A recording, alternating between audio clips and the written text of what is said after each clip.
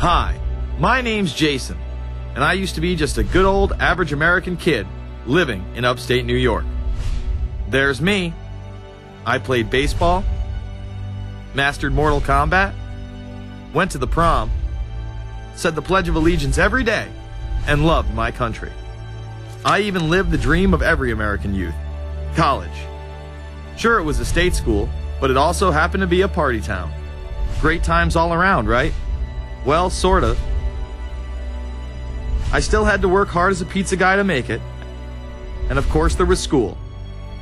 I had to figure out the computer graphics programs I was working with, as well as attend classes I didn't care about. I certainly didn't know much about geopolitics. Then 9/11 happened and everything changed.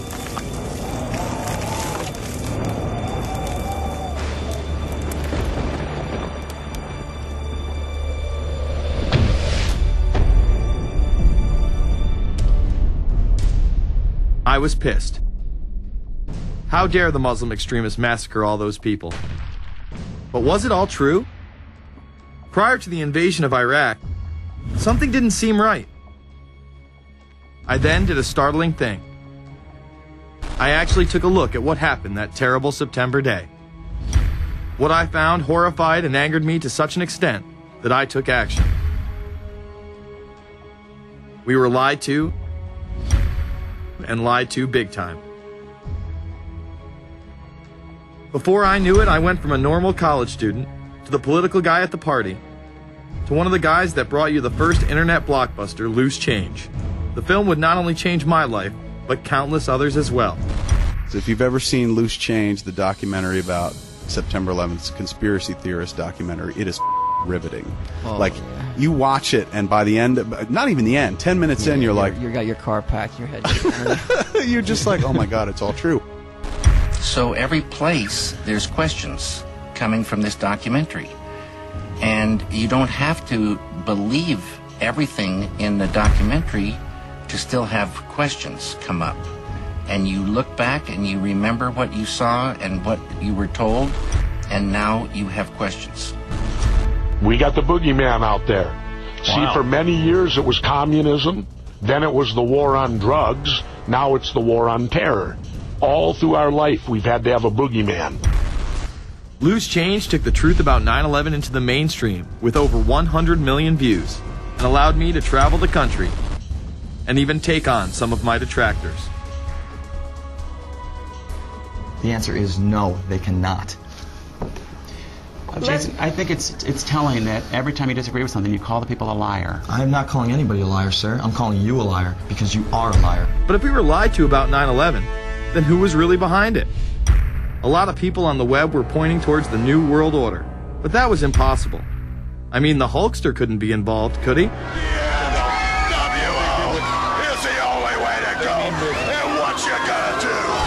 So I set out to find out if the New World Order really existed.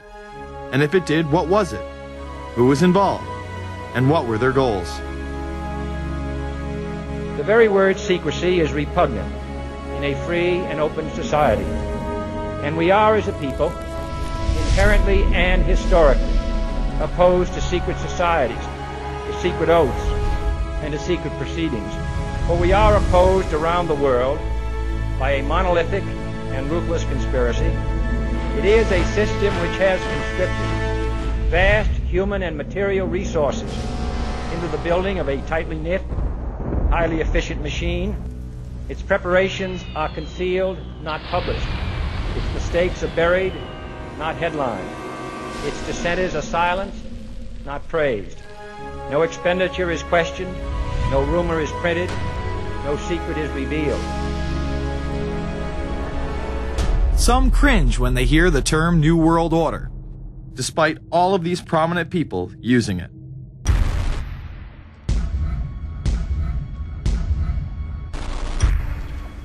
The world that maybe some people dreamt of at that conference back in Bournemouth, when it looked as if maybe history would end, that liberal democracy would triumph, that free market economics would slowly progress, and we'd have a new world order.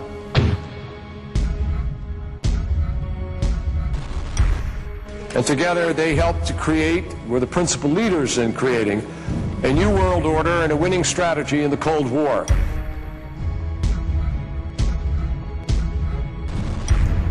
We are part of a new world order. And as the recently departed Admiral William J. Crowe once said, it's long on new and it's short on order.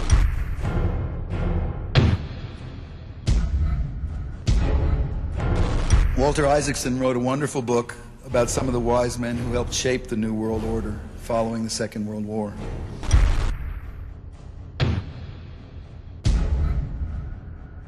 As we devise a way forward in Iraq, I urge the international community to embrace its responsibility for creating that new world order, a new world order based upon collective action.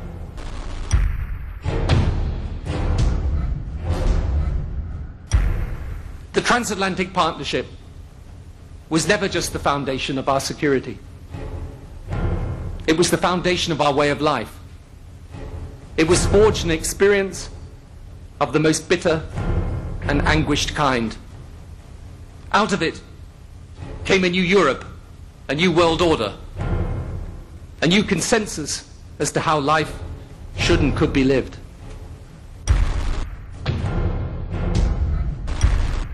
And just like that, it was gone. It was a new world order. That's what President George H. Bush said. Harvard historian Francis Fukuyama pronounced the end of history. In fact, when it is used, that person is often dismissed out of hand because of the perception that it is nothing more than a conspiracy theory. Actually, the idea of global governance and a one world order has been around for centuries, and the term New World Order has been used frequently in recent history. The New World Order means different things to different people, but to those who expect to be in control of it, it means the same thing. It means all the world under their control. They believe that somebody must rule. After all, people are too darn dumb to know how to rule themselves. They figured that that's their role. The first in-depth publication of note was Samuel Zane Batten's work, The New World Order, which was published in 1919. Under the cloak of Christianity, this order speaks of a new world rising and advocates social control over all people and all resources. It promotes a world federation with a world parliament, an international court, and a global police force. Some of its goals are as follows. Community. The danger and loss in crime and degeneracy. The determination to make community life safe, sanitary, wholesome, and moral. Industrial. The disappearance of class distinctions and the solidarity of all interests in the economic process. National. The conception of the nation's welfare as the supreme concern, with the policy that everything shall contribute to this end, and every person must do some useful work. International. The creation of an international mind, with a world consciousness and a world patriotism. The destruction of every arbitrary power that can separately and of its single choice disturb the peace of the world. Well, government is good, right? It put an end to war. Well, it could put an end to war because you just only have one dictator. I think Adolf Hitler had that in mind. He wanted a world government too, with himself as the master leader. Many have regarded Hitler as the apex of evil, a true heart of darkness. But how many people know that Hitler had his own vision of a new world order? Hitler had been promoted by the establishment. He graced the cover of Time magazine many times and was their Man of the Year twice. His vision was simple: unify Europe and then the world. The only real difference was that his order was racially motivated, instead of being based solely on religion. He even wrote a lesser-known follow-up to Mein Kampf in 1928 that many have dubbed My Order, or New World Order. President Roosevelt would condemn this order prior to World War II. Nazi forces openly seek to establish systems of government based on the regimentation of all human beings by a handful of individual rulers who seize power by force. Yes, these men and their hypnotized followers call this a new order. It is not new, and it is not order. The idea of globalization was so prominent in Nazi ideology that the 1936 Berlin Games would be the first time that the Olympic rings would be displayed prominently and promoted in order to glorify the Third Reich. This symbol represents the 5 major regions of the world: Africa, America, Asia, Europe, and Oceania, interlocking and coming together as one. This one world philosophy still defines the Olympic Games today. Australia, hello and welcome. One world, one dream. Hitler's methods of youth corps, concentration camps, eugenics, and military aggression were so visible to the rest of the world, he eventually failed. However, his vision of a new world order lived on. Author H.G. Wells, the man behind The Time Machine and War of the Worlds, would write about a planned world state in which there must be a common faith and law for mankind. In 1939, he would publish a full book on the matter called The New World Order.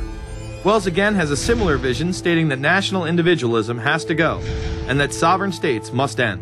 He then goes on to write, in the great struggle to evoke westernized world socialism, contemporary governments may vanish. Perhaps his most chilling prediction is that countless people will hate the New World Order, be rendered unhappy by frustration and their passions and ambitions through its advent, and will die protesting against it. Many of them quite gallant and graceful-looking people. Collectivism is that concept where individuals are considered to be discardable, and that the group is more important, and that the ultimate group, of course, is the state. And so it boils down eventually to the fact that the state is the all-important unit of society, and citizens exist only to serve the state. Other men of prominence would also promote a New World Order during the 1960s, including industrialist and former New York Governor Nelson Rockefeller. These are some of the reasons pressing us to lead vigorously towards the true building of a New World Order. Rockefeller would also become vice president under Gerald Ford. Religious leader Pope Paul VI, delegates to international organizations, public officials, gentlemen of the press, teachers and educators, all of you must realize that you have your part to play in the construction of a new world order. As well as former President Richard Nixon. And the hope that each of us has to build a new world order. However, Nixon was largely a mouthpiece for his most dominant advisor, Secretary of State Henry Kissinger. Kissinger may be the most vocal proponent for a new world order of his era.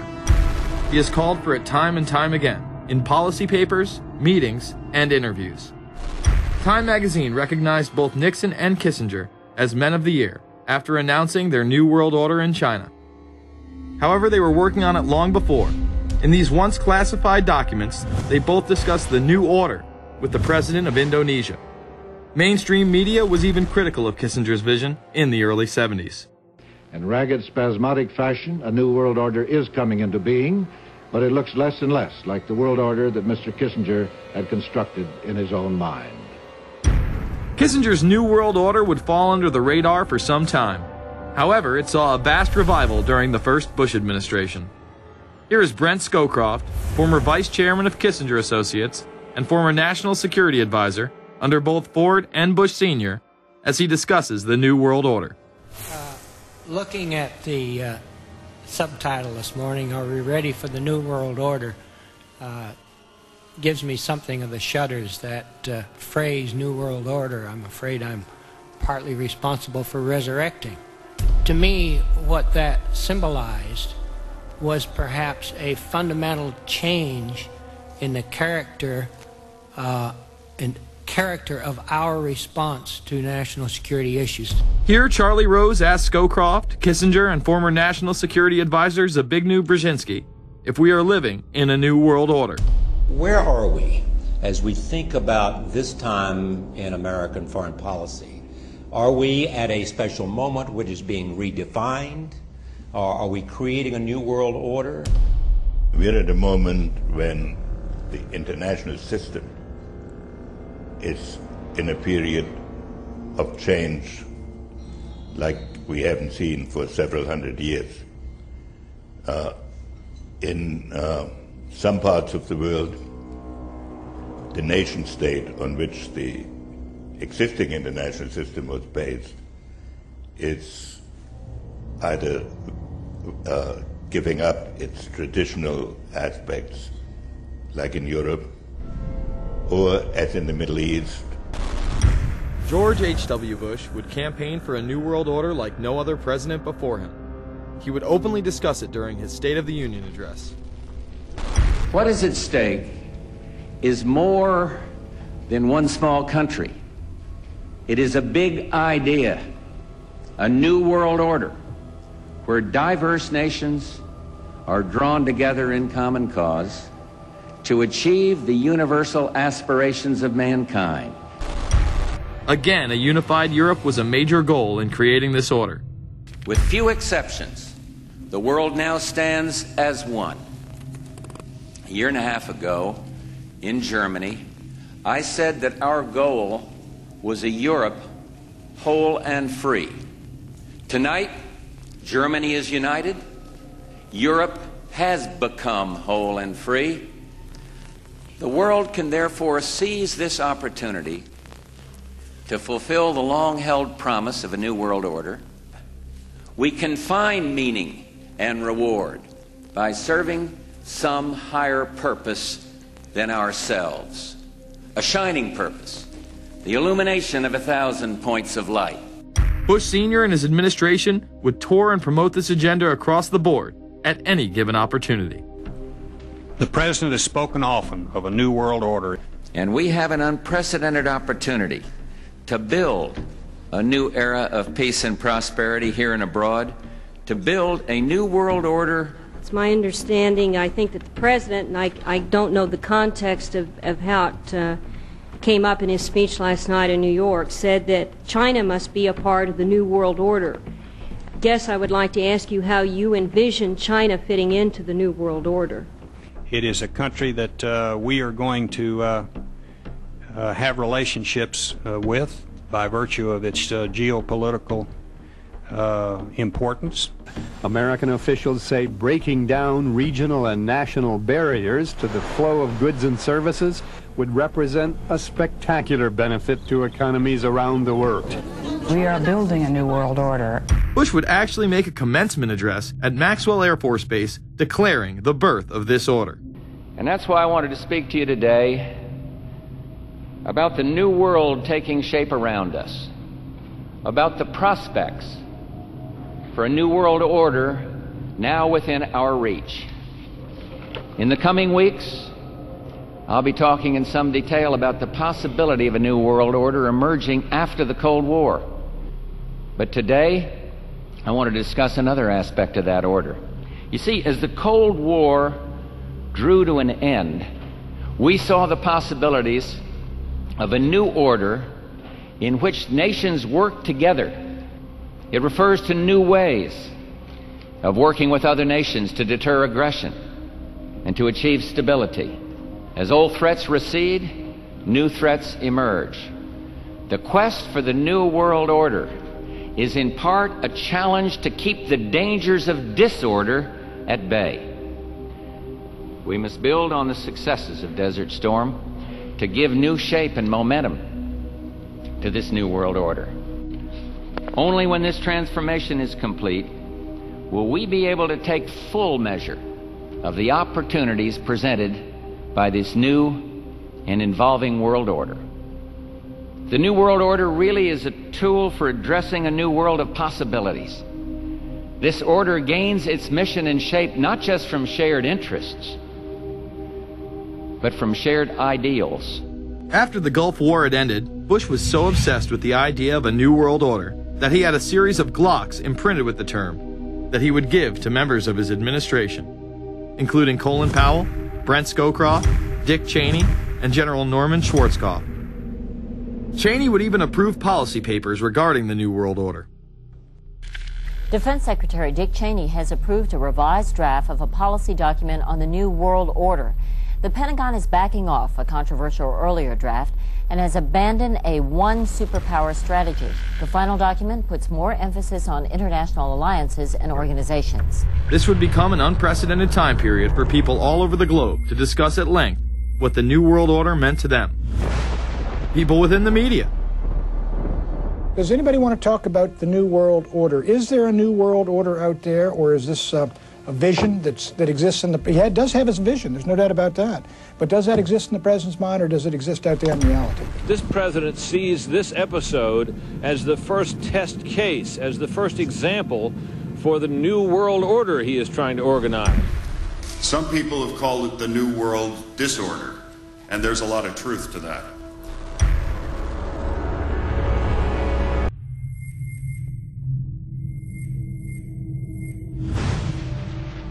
University and institutional chairs.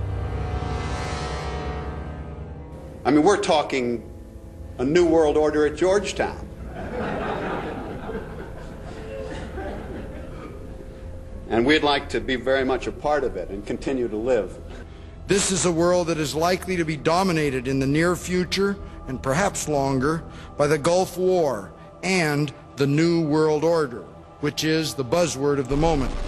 So the secret of a New World Order, and at this point it's just a slogan, but it does have some historical background in terms that orders have succeeded each other over time. The secret of this is to learn how to use coalitions. We are effective in the United Nations. People within government. George Bush has invoked a New World Order without enunciating a new American purpose. The president has still failed to articulate clear goals for our nation's foreign policy in this new age. I find the term New World Order very revolting, and just not only historically but politically today. I think Harding is absolutely right, and the actions of the administration just after enunciation of the New World Order put the lie to the fact there is any real substance behind what they say as New World Order. The first act of the New World Order was A, to make war, and then B, was to sell arms all over again. Is there a New World Order? We know certainly that George Bush has copyrighted the term at this point. In the aftermath of this war, though, is it an empty vessel into which something will be poured? Is it the appropriate term to use? Is it going to be a New World Order, or will disorder be just as significant in this process as we look ahead? Let's start with Madeline. I think that we have, in fact, kind of had this term thrown at us, and many of us have not liked it, partially because of the previous historical connotation, and partially because I think it doesn't really deal with the way the world ought to be or is at the moment. But we are far from seeing a world order, and I'm not sure that it is in best U.S. interest to have a new world order in which we are the policeman. While many began to become critical of this order, the term began to evaporate into the background. We are very, very skeptical of an international order if we are not sure how the rules will be made, because thus far the international order has been made with rules that we had no input into and that affect us, and even when on the few occasions when the rules will seem to favor us, then they get changed. A unipolar world, a world of one superpower, may be quite dangerous for us. A New World Order under the United Nations would mean, among other things, an end to our God-given rights given us and secured by the Constitution. The New World Order, which now has been called by some the New World Disorder, and by some people on the more liberal persuasion, the taking over of the world by the Council on Foreign Relations, the Trilateral Commission, and the UN to put us all in slavery. But what are these organizations? Who founded them? And what are the stated goals of each? Before we begin with the Council on Foreign Relations, let's delve further into history to understand roundtable groups and their origins. Its roots go way, way back in history, and they go back to the formation of a secret society, a secret organization that was created by Cecil Rhodes, a very powerful and very wealthy individual. And people have heard about him in history, and they know about the Rhodes Scholarship, and they think, well, isn't that nice? They don't understand at all what that's all about. Cecil Rhodes, when he died, left his great fortune not to his family, not to his heirs, but for the creation of a secret society. And we know about this because there were some people very intimately involved with this organization who wrote about it. One of the best authors on this topic is Professor Carroll Quigley. He wrote several books, and Tragedy and Hope is the best known of his. He described in detail the secret organization created by Cecil Rhodes, and he explains in these books he knows about them because he was invited by the organization into its inner circle. He was never a member of it, but he was invited in as their historian, and he was allowed to see their secret records and papers and study them for several years. And he knew all the important players, and he understood what it was about, and so he wrote these books. It's an amazing thing because he laid out in great detail what the purpose of the organization was and how they were the major players in all of the big international events since and including World War I. The bottom line is that you take the roots of that organization and you find out that they created in all of the British dependencies what they call roundtable groups. And then around those little roundtable groups, they created front groups. And the purpose of these front groups and roundtable groups was to penetrate into the governments of all of these different countries, to penetrate into the media centers, to penetrate into the educational systems. In other words, to penetrate into the social fabric, the power centers of society, and literally take them over from the inside without anybody being aware that they were controlling influence. After World War I, the International League of Nations arose as a precursor to the United Nations in 1919, under what seemed to be the vision of President Woodrow Wilson and his 14 points. The League of Nations was the first attempt at the New World Order, the first attempt at a global government based on the model of collectivism. And it was the brainchild of the elitists, the ancestors of the very people who are still working on this project. They're collectivists, the very wealthy people. They're the ones in this country who dominated the powerful tax-exempt foundations, like the Carnegie Endowment Fund for International Peace, the Rockefeller Funds, the Ford Foundation, and groups like that.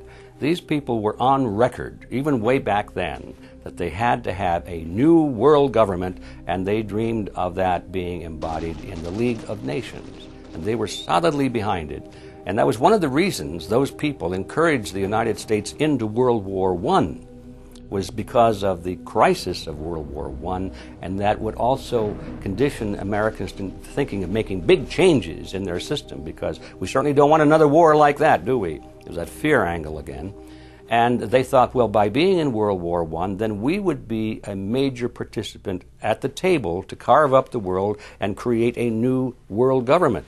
And that was to be the League of Nations. Well, what happened to it is that the American people didn't really go for it. Wilson was aware of the elite and their control over society. In his book, The New Freedom, published in 1913, he discussed such a group. Since I entered politics, I have chiefly had men's views confided to me privately. Some of the biggest men in the United States, in the field of commerce and manufacture, are afraid of something. They know that there is a power somewhere so organized, so subtle, so watchful, so interlocked, so complete, so pervasive, that they better not speak above their breath when they speak in condemnation of it. Ultimately, this insight did not spare him from becoming yet another puppet of the global elite. You're watching Invisible Empire, A New World Order Defined. I'm Alex Jones, the producer of this film.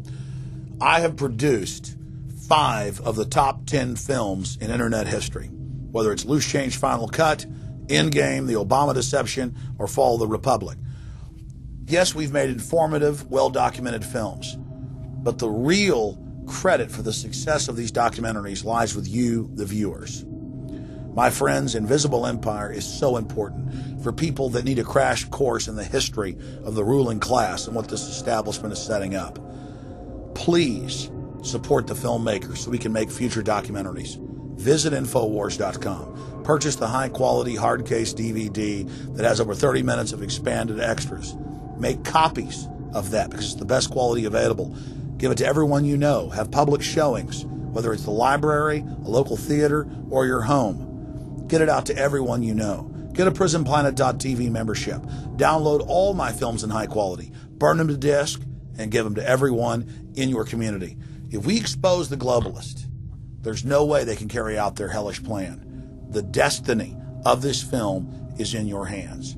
You've made our previous films incredible successes.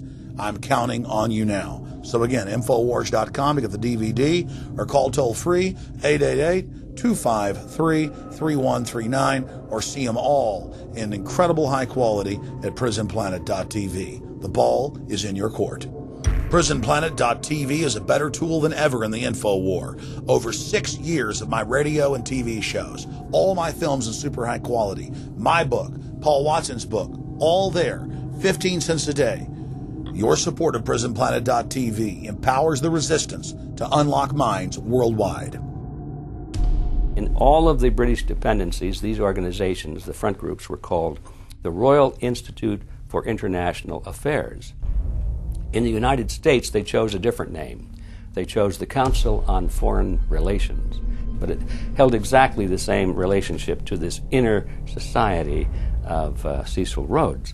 Among the charter members were W. Averell Harriman of Union Banking, then President of the United States Woodrow Wilson's main advisor, Colonel Edward Mendell House, John D. Rockefeller, the founder of Standard Oil,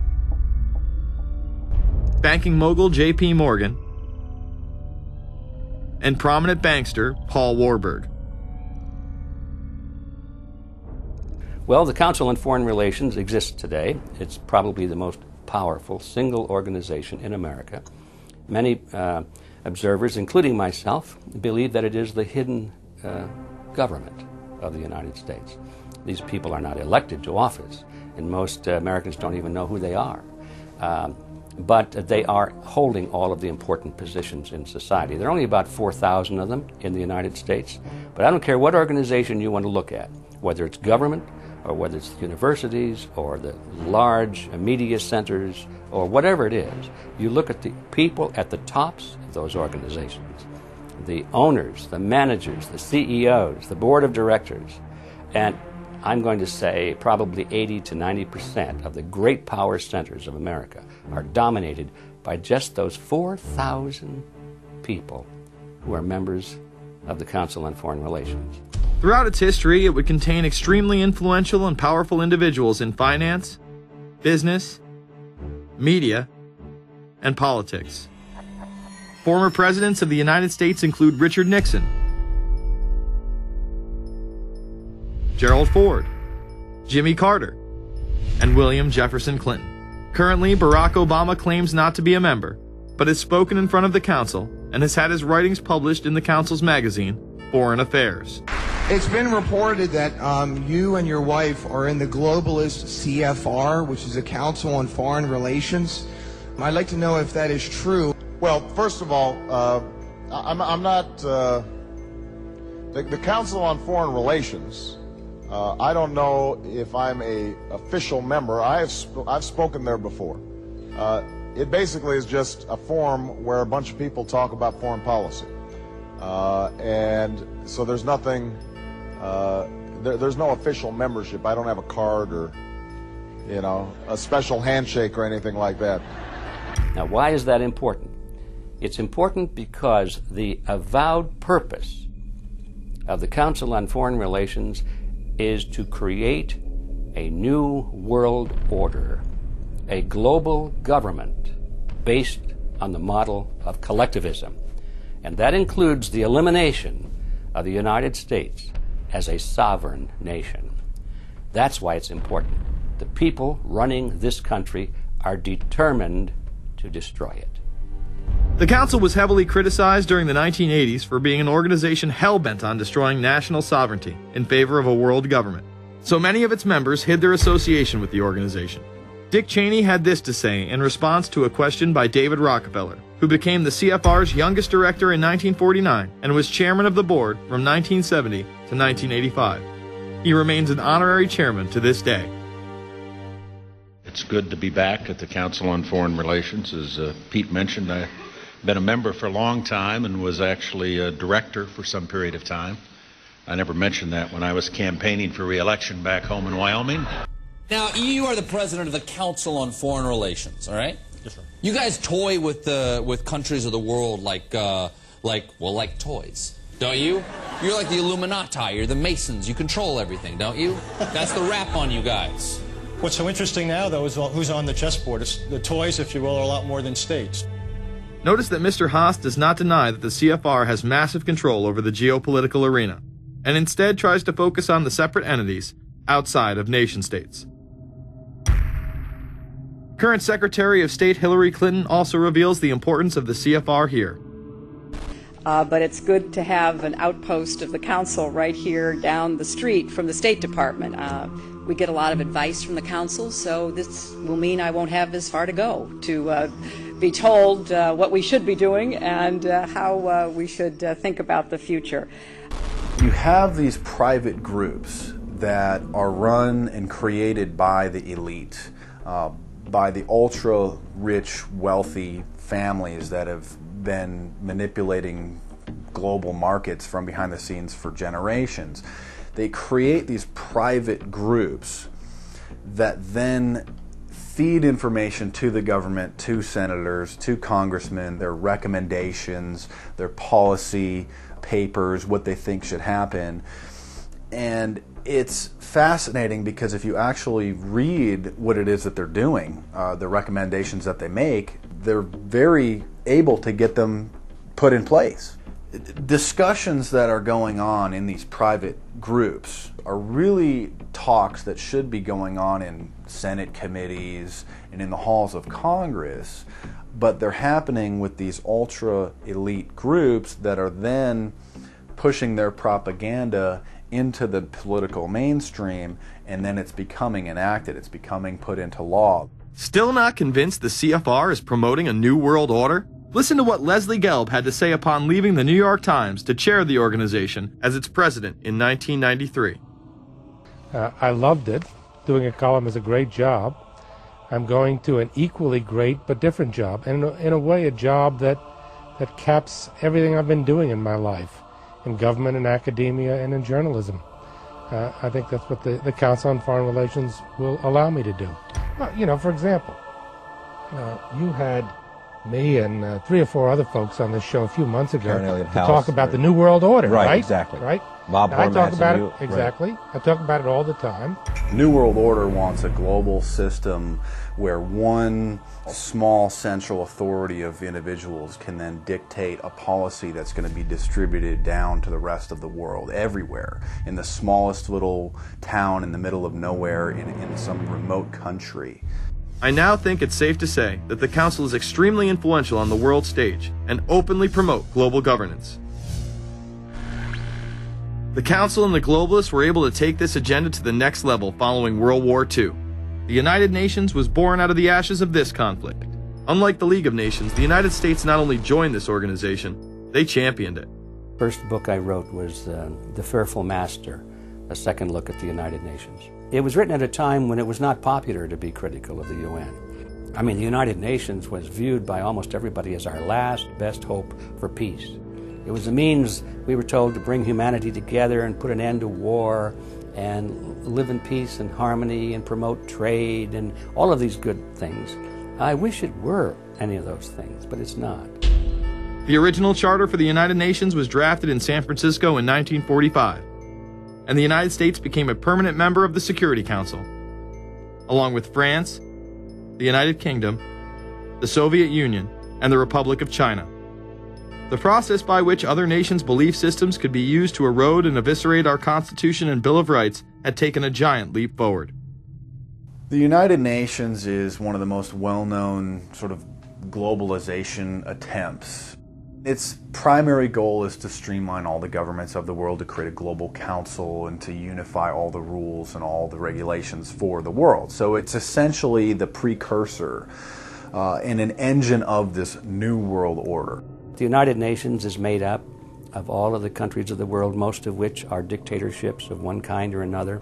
And you don't take a bunch of dictatorships and put them into a bag and shake it up and come out with a freedom-loving governmental unit. You come out with a global dictatorship. This was the public face of global governance. However, many other organizations have been birthed since. Even more suspect is a private group called the Trilateral Commission.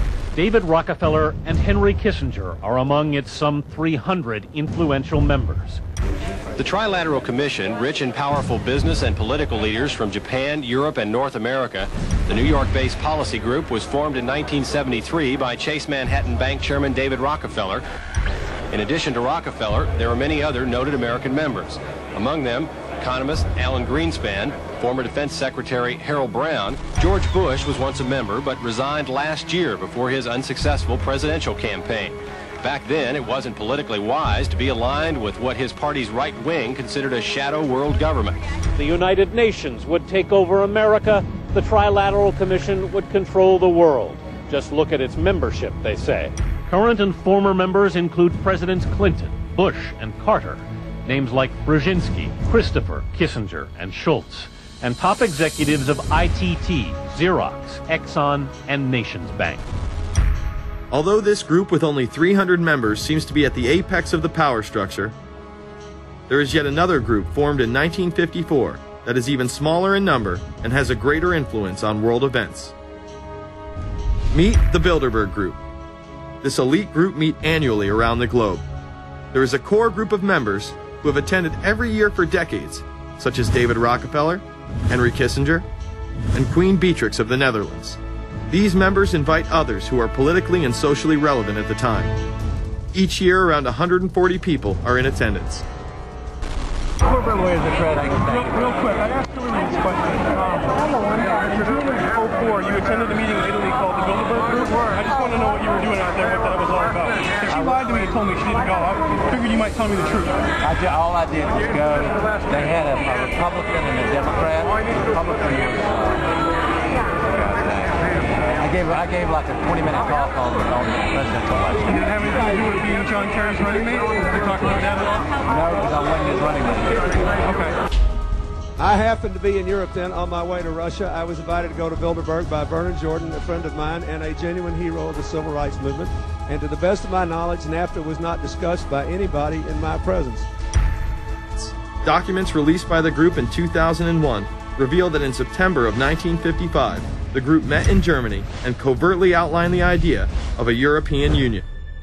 Section E, European Unity, discusses the general support for European integration and unification, and the idea to unify Germany once again with the rest of Europe under a common marketplace. Belgian Viscount and current Bilderberg chairman Etienne Davignon told the EU Observer in 2009 that the next Bilderberg meeting could improve understanding on future action in the same way it helped create the euro in the 1990s. This illustrates the patience, vision, and reach of this organization. It was able to promote and establish both the European Union and the European currency over the course of just under 40 years, incrementally. One of the things that the elitists discussed back at the turn of the century when they were talking about how do you convert the United States into a collectivist system was the fact that you can't do it quickly. You have to let people get used to it incrementally, because any major change would be rejected. The 1957 Conference of Rome, where the Common Market Treaty, providing for free trade in all products, was at last signed. 6 nations, France, Germany, Italy, Belgium, Holland, and Luxembourg, agreed to remove all mutual barriers to trade within 12 to 15 years, the embryo of a political union which they proclaimed to be their ultimate objective. In that fashion, it's possible for people to get used to this process and even to think it's a good thing. People will accept the gradual growth of government, the gradual loss of their purchasing power. They'll accept almost anything if it's done gradually, and we have to be very alert to that. 2008 and 2009 attendees include World Bank President Robert Zoellick, Treasury Secretary Timothy Geithner, former head of British Secret Intelligence Richard Dearlove, Donald Graham, CEO of the Washington Post, CNN host and author of the Post-American World, Fareed Zakaria, and many other giants of business, politics, and media. You just came back from meeting with the Bilderberg Group. The Bilderberg Group are, when people who are conspiracy theory people, they send me mail, it's usually about the Bilderberg Group. And I get these books on my front door, which I'm uncomfortable with. And it's all about the Bilderberg Group, like they're the modern day Illuminati. Are you a member of the Bilderberg Group? I don't think we're supposed to talk about this. Many have identified them as the kingmakers, the puppet masters that pull the strings behind the scenes. Perhaps there is no better example of this than what occurred during the 2008 conference. Immediately after Obama had been selected as the Democratic presidential nominee, the pressure was on to choose a running mate. We've put together a committee. We are going to be equally deliberative in how we move forward. And we're not going to do it in the press, and we're not going to do it through surrogates. He then tricked the press corps into staying on the plane as it took off from Washington. He was whisked away to an undisclosed location. Obama was supposed to fly home. He'd been here in Virginia. He was supposed to fly home out of Dulles, as you know, outside Washington, D.C.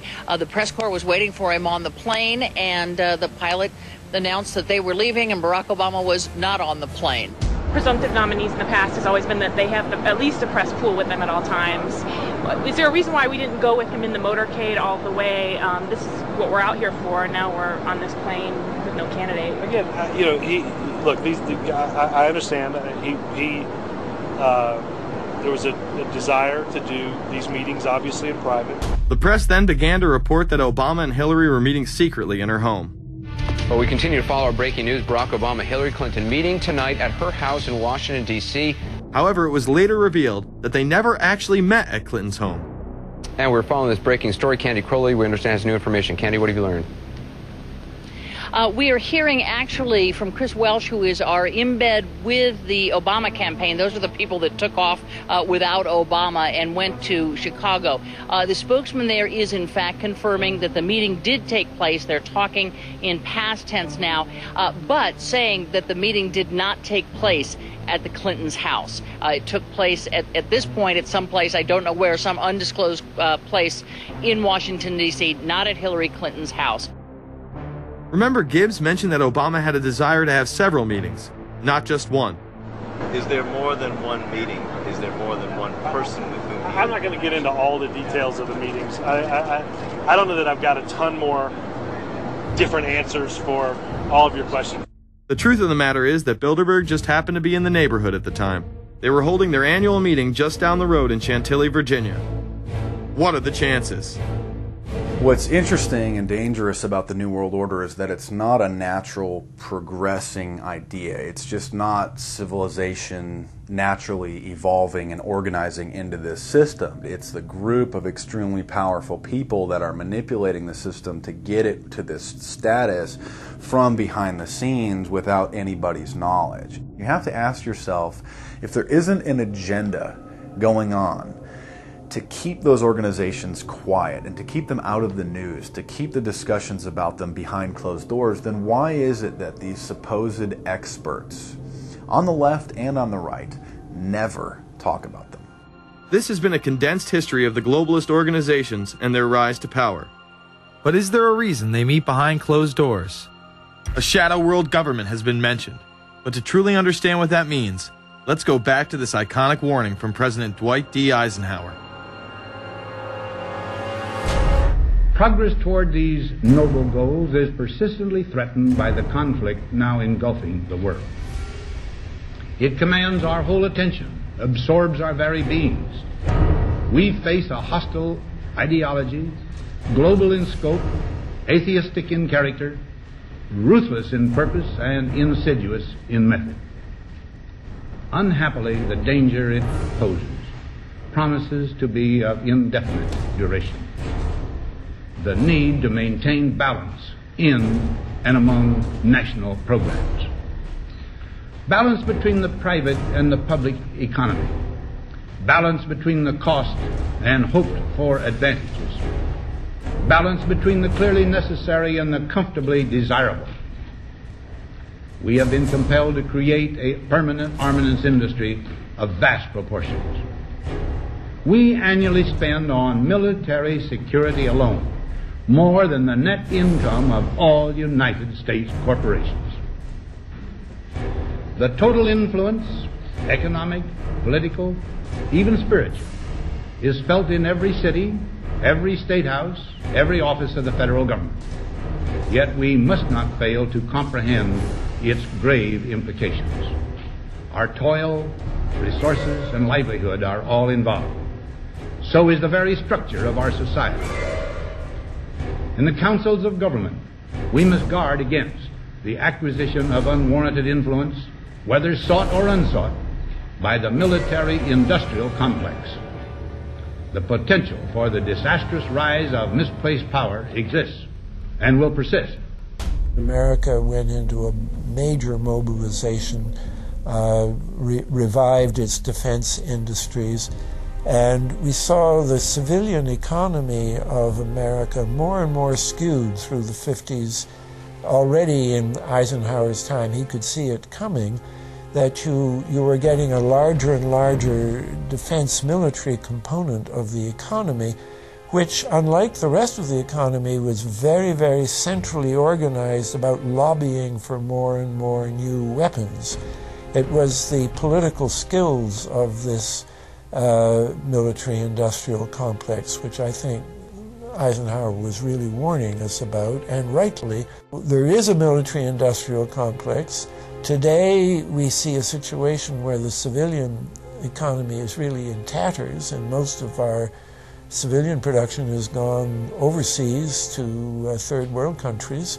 What do we export? Our biggest export practically is garbage, but apart from garbage, we export military equipment. We have a special act which subsidizes, makes it possible for countries abroad to buy our armaments because it's too expensive to produce them for one country only. So we have become a very efficient military-industrial complex, but the civilian economy is only a ghost of what it used to be, and this has terrible consequences for democracy because it means that the power of this lobby is now sort of dominating what goes on in Washington. Through multinational corporations, global intelligence networks, out-of-control banksters, all under the veil of national security and black operations, the global elite have consolidated power on a massive scale over the last several decades. You see, global corporations not only fund and develop large technological and military projects here and abroad, they also own the consumer industry and production, as well as all of the important media. By owning the vast majority of what we hear and see on a daily basis, we have been manipulated on a mass scale as to regards to what we believe and desire, both socially and politically. Edward Bernays, the nephew of world-famous psychoanalyst Sigmund Freud, would study group dynamics and become the father of public relations. He authored the book Propaganda in 1928. In it, he described how to intelligently and consciously manipulate the habits and opinions of the masses within a democratic society. He went on to state that those who harness this unseen mechanism of society constitute an invisible government and are the true ruling power. It is they who pull the wires which control the public mind, who harness old social forces and contrive new ways to bind and guide the world. The average American is distracted, mindless, worried about minuscule things, celebrities, as if it was their own family members. And this is by design, because the powers that be, who own the media, know how our brains work. They know scientifically how the human mind functions. They know about sociology, and they are using the media, and have used the media for decades now, to entertain people with issues that don't really matter. When you have the big news networks covering celebrity issues as if it's the most important thing, it becomes the most important thing. And this is not by accident. This is to keep us out of the way. Because if you're worried about the latest celebrity death, or the latest celebrity couple, or the celebrity breakup, or your sports team having a shot at the Super Bowl or the World Series, there's so much information about those issues that can be discussed that will mesmerize people, and they won't know or care about the real issues that are out there. Well, I think this is just one more piece of evidence of the degree to which the media, supposedly the watchdogs, has become the gatekeeper of the system. Mainstream media are, first of all, nearly all of them corporations, nearly all of them now publicly held, part of the whole Wall Street financial system that they're supposed to report about objectively, but they can't. They right now, in October of 2009, they are celebrating the recovery of the biggest banks in New York and saying that the recession is over. Of course, there are a few problems, like foreclosures are going on, unemployment is rising. All of this is affecting the American people, but it's not affecting the financial elite who also control the media. Bernays successfully identified the invisible empire which controlled the minds of men. So as the populace is mesmerized and hypnotized by powerful behind-the-scenes forces, as they are distracted by the latest celebrity scandal, the newest cell phone, and their favorite sports team, this network disguises itself, remaining in the shadows. Despite the elite utilizing Bernays' methods, in conjunction with the military-industrial complex they had erected, a modern arm of this organization was exposed in what came to be known as the Iran-Contra scandal. Essentially, black operations were not only caught dealing arms illegally and supporting South American dictators, but also smuggling drugs into the United States. Iran-Contra was really the merging of two different programs. The first one was support for the Contras, who were, let's face it, a force of terrorists in Nicaragua trying to overthrow the Sandinista government. They were being secretly supported by the CIA, and at the bottom of the whole thing was drugs. Iran-Contra was openly exposed by massive network coverage. How was it that in 3 years, a network Washington set up to run arms to the Contras wound up running cocaine into this country for the most vicious drug cartel in the world? At the same time, we were supposed to be fighting a war against drugs. But by the same token, I also smuggle my share of weapons in exchange for those illegal substances, with the full knowledge and assistance of both the DEA and CIA. Betzner says that in 1983 he flew weapons from Florida to El Salvador and drugs from Colombia to the Bahamas on the way back. In 1984, he says, he flew twice from Florida to Costa Rica and back. We could bring back our own cargo, and they would arrange it, or we could bring back their cargo without ever having to worry about interception, arrest, anything like this, that everything was taken care of. What kind of cargo were you talking about? Drugs. Tolliver says he had 2 meetings with this man, CIA veteran Rafael Quintero. Then in March of 1986, he says he flew 14 tons of weapons down to Honduras, to this Contra resupply base set up by the CIA. We take off from Tegucigalpa, Honduras, and we leave. To? South Florida. Where in South Florida? We landed at Homestead. Homestead? Air Force Base. This is the plane Tolliver says he used. The plane traces to a company that had a State Department contract to fly humanitarian supplies to the Contras. In addition to that, 36 sources confirm the basic scheme. We can now report that long before that operation began, there was another operation to provide guns for the Contras, which was also against the law. In this operation, Americans and Israelis provided arms to the Contras, and then the same network smuggled drugs into the United States. The operation was launched in spring of 1983 at Washington's request, with at least $20 million of Israeli government money later reimbursed, we're told, from U.S. Covert Operations Fund. For about 5 years, people were flying arms into Iran, and most of them came from Israel. The Israelis purchased the weapons from Poland and Czechoslovakia and began shipping them secretly from Yugoslavia to Bolivia, and then to Panama. The Israeli liaison man there, this man, Michael Harari, until recently a close aide to Panama's strongman, General Manuel Noriega. You'd bring the ship into Colombia, you would load drugs aboard it, and you would bring those drugs back to Panama with you. But bringing that stuff into the United States, that was something else. I've never been so thoroughly disgusted with myself in my life. This network would also be involved in the October surprise.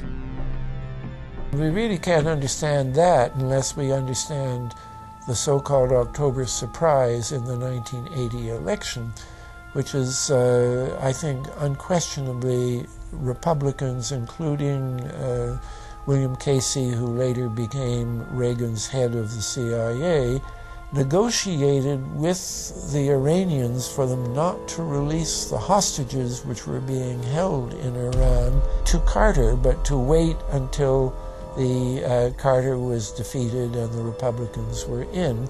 That is what actually happened, that the hostages were only released on the day that Carter left office and Reagan came in. Unbelievably, this same network would even be linked to the BCCI banking scandal by journalist Danny Casolaro. Casolaro was probing a conspiracy he called the Octopus, which involved the Iranian hostage crisis, the Iran-Contra affair, with, believe it or not, all funds channeled through BCCI, the international bank charged with everything from money laundering to fraud. BCCI, it's a shadowy international bank linked to terrorists, drug runners, and dictators. Little was known about BCCI until 6 of its top officers were arrested in Tampa in October of 1988 on charges of laundering drug money for Colombian cocaine bosses. The BCCI men were convicted, and the bank itself pleaded guilty. But for some reason, the bank was allowed to continue to operate all over the world. There are indications that some of the reluctance to prosecute this bank stemmed from the favors it did. For? The favors it did for intelligence services everywhere. Too many secrets of too many countries, too many prominent people, too many hands-on, and that makes it desirable that this entire affair be forgotten. It began to become clear that the global traffic of drugs were funding violent dictators, rigging elections, supporting the arms trade, and enforcing the assassination of anyone who got in the way. Casolaro was found dead for his efforts in exposing this network. His death, of course, ruled a suicide. He was meeting a source in West Virginia. He was about to discover all. Instead, his body was discovered in a hotel room with 12 slashes in his wrist, but when the local authorities ruled it suicide, the family said, no way. The housekeeper had taken calls threatening his life. And I pick it up telephone, I say hello, and he say to me, you son of a bitch, you's dead. Casolaro would not be the only person involved in the scandal to wind up in a casket. Meet Barry Seal. At first, the media portrayed Seal as a drug dealer gone good, who was assassinated by the Colombian mafia. Authorities believe last night's machine gun killing of top drug informant Barry Seal was ordered by drug bosses in Medellin, Colombia, who sent 5 men to Baton Rouge to kill Seal. Sam Dalton was the lawyer that represented the Colombian hitmen convicted of his assassination. We were trying to subpoena the CIA because we felt like they had documents, exhibits, and evidence that would indicate complicity in Seal's assassination. When they were able to gain access of Barry Seal's trunk the night of the murder, the personal phone number of none other than George H.W. Bush was present. Louis Unglesby, the former attorney for Mr. Seal, also confirms that he once called the office of the vice president after Seal had given him the number. You see, the Black Ops drug smuggling operation had not yet been exposed, and intelligence couldn't take any chances. It was later revealed that Seal was involved in smuggling cocaine into Mena, Arkansas, while Bill Clinton sat as governor. 1983, Ronald Reagan was president, Bill Clinton was governor. And little Mena, Arkansas, changed from a quiet town to a center for drug smuggling and reported Contra support activity. In the middle of it all, this man, admitted dope smuggler Barry Seal.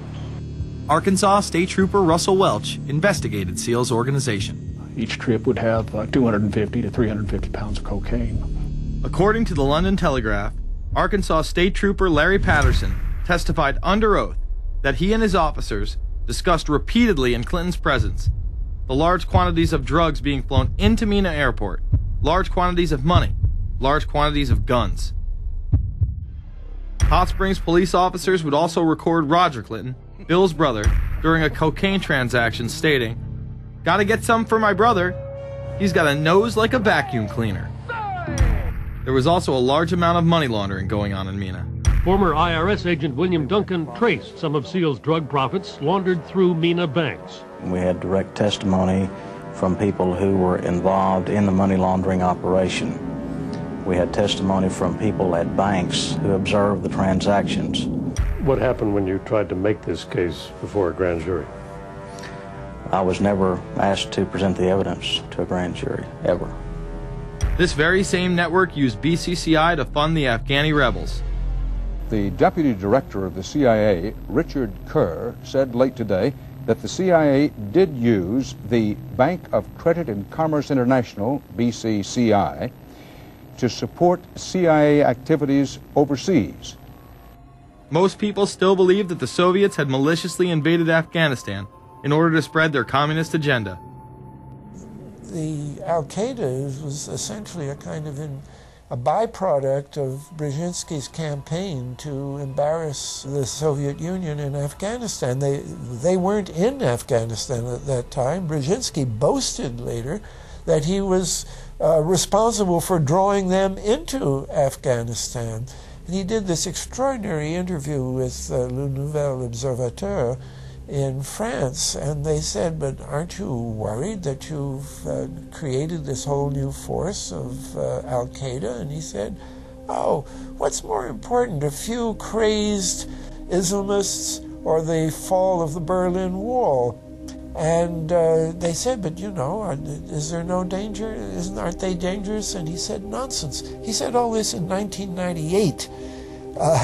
So I knew Brzezinski at McGill University. We were students together and took very small classes together. And in some ways he's bright, and in some ways he's kind of nuts. And he had the kind of nuttiness that made him attractive to the Rockefellers. Bin Laden and his network were actually funded by BCCI through U.S. covert operations. Well, the reason I bring it up, if you've ever heard any of our call-in shows, you know that we have people that think about the conspiracy theories of people like you. You would be a poster child for these people because you have served on the board of the Council on Foreign Relations. You helped start the Trilateral Commission, and you've been to the Bilderberger groups. Are people too close in this world, people in business, too close to the governments? Well, you know, there is such a thing as insidious influence. And the question is, how does it operate? Does it involve bribery? And does it involve some sort of psychological domination of individuals? I don't believe in this notion of some sort of secret societies controlling people. But of course, in any political system, there are sort of over-the-table and under-the-table arrangements. Arrangements that involved ruthless, illegal, and immoral activities in order to dominate humanity. Despite all of the evidence that has just been presented, this network would fall down the memory hole, even though 14 convictions were made in the Iran-Contra scandal. The continued cover-up would be made possible by George H.W. Bush. These documents that came forward in the North trial clearly reveal the involvement of the vice president to a greater degree, I think, than he has acknowledged heretofore. This, of course, did not stop him from pardoning those involved during the twilight of his presidency. Some new reverberations today to President Bush's Christmas Eve surprise, the pardoning of former Defense Secretary Caspar Weinberger and several others in connection with the Iran-Contra allegations. Well, now the special prosecutor says it's the president who needs to explain some things. The real issue is why the notes weren't produced 5 years ago when the congressional investigation and the independent counsel's investigation had requested them. Because high-level political officials scrambled to limit the investigation and establish plausible deniability for the upper echelons of the network, including Bush himself. So who is this guy? And how did he come to power? To understand that, we must first take a look at his father, Prescott. Prescott was born into privilege and became extremely influential in business, intelligence, and politics. He helped establish the CIA out of the Army's Office of Strategic Services with the Dulles brothers, and served as a senator in the state of Connecticut. However, during his time serving as one of the directors of Union Banking Corporation, he was doing business with Nazis. The Bushes have been sort of at the heart of the military-industrial complex since its very beginning, and that Prescott was involved in a firm that actually fronted for Nazi firms in America. In fact, Union Banking and its subsidiaries were seized by the United States government in October of 1942 under the Trading with the Enemy Act. After the war, the assets were returned, a few fines were paid, and it was swept under the rug of forgotten history. These Nazi ties should not be all that shocking, seeing as it has been declassified that the Office of Strategic Services recruited Nazis into its ranks through Project Paperclip in August of 1945. George Bush seemed to follow in his father's footsteps, using Prescott's business connections to move to Texas and get into the oil industry. He would first attain political office as a Texas congressman in 1966, but then lose his bid as a Texas senator in 1970. It was at this time that Nixon appointed Bush as an ambassador to the United Nations. According to official accounts, Bush then began work with the CIA as its director in 1976. Evidence suggests that Mr. Bush and the CIA actually had a much longer-standing relationship. There are indications that he had relations to the CIA before. There's a very strange memo, and the name's George Bush. And when this was published, there was a lot of fuzzing of the issues, but given George H.W. Bush's strong connections with the Cuban community, I think there is a good chance that it was the George Bush we know, so that he did have a CIA connection. Bush left the CIA just under a year after his appointment. He is credited with restoring the agency's morale, as its image was being shattered by the Church Committee's revelations of the CIA's unauthorized activities involving assassinations and corruption. In reality, Bush was responsible for denying the Church Committee many of the documents it requested, and making it impossible for them to do a thorough investigation. After his time as CIA director, he devoted himself to becoming the next president of the United States.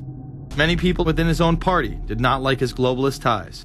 Along the campaign trail, Bush continually had to explain his association with the group. You know J.R. Ewing in the show Dallas? J.R. is a member of the Trilateral Commission, I think. It's got to be because it's so bad. Let me tell you something. I used to be a member of it. I resigned, as I did from every business thing I was in, to concentrate on one thing, running for President of the United States. Ronald Reagan initially had no interest in having Bush as his running mate. Even then presidential candidate Ronald Reagan had questions. I would suggest that maybe Mr. Bush would clear the air if he'd tell us why he resigned. Reagan's backers then forced him to choose their intelligence frontman, George H.W. Bush, as his vice president. But in spite of last year's campaign rhetoric, all seems to be back to normal between George Bush and his old colleagues. And President Reagan, who is relying on many of these powerful business leaders to make his economic package work, will host commission representatives at the White House Monday. After Reagan's election, there was an attempt on his life, just 69 days into office. Astoundingly, Bush would again be connected. So just who is John Hinckley, Jr.? When he left this neighborhood 8 years ago, he was, by all accounts, well-liked and seemingly normal. This donut shop near the motel was visited by Hinckley, who reportedly waited for a phone call here each day, even though he had a phone in his motel room. The nature of the calls is not known. A touch of irony. The young man walking with the elder Hinckley is 30-year-old Scott Hinckley, John Jr.'s brother. He and Vice President Bush's son, Neil, are friends. They had planned to have dinner together in Denver tonight. The plans have been canceled. We were told Hinckley was a madman acting alone. If that was the case, why was he making phone calls from a payphone down the road instead of his hotel room? Why was the would-be assassin's brother a family friend of the man who stood to gain the presidency? While Reagan led the nation in the public eye, Bush exploited his power through the largely unknown Continuity of Government Directive. In the United States federal government, there is a super-secret agency which controls this shadow government. The National Program Office allowed Bush and his network to attain executive emergency powers. Ronald Reagan authorized the National Program Office when he signed a top-secret directive in 1982. Oliver North was one of the key officers responsible for the program's startup. Under the NPO's direction, 4 agencies were charged with execution of the Doomsday Plan: the CIA, the Departments of State and Defense, and the Federal Emergency Management Agency. An effort was being made to consolidate continuity of government programs across several major departments of the government under one office. After 8 years of secret wars, covertly sponsored revolution and assassination had advanced globalist interests and allowed Bush to achieve his lifelong dream by becoming the 43rd President of the United States. The fall of the Soviet Union left the United States as the sole superpower in the world. The Wolfowitz Doctrine stated, "We must maintain the mechanism for deterring potential competitors from even aspiring to a larger regional or global role." The New World Order was on display with the first Gulf War and the creation of a European Union. After losing to his crony Bill Clinton, he faded into the background as the agenda for a New World Order marched forward. After 1989, President Bush said, and it's a phrase that I often use myself, that we needed a New World Order. We have just exposed many of the globalist operations, including drug dealing, funding terror, dealing arms, and taking over the United States government by stealth. Whenever these agendas were threatened, those who opposed them ended up dead.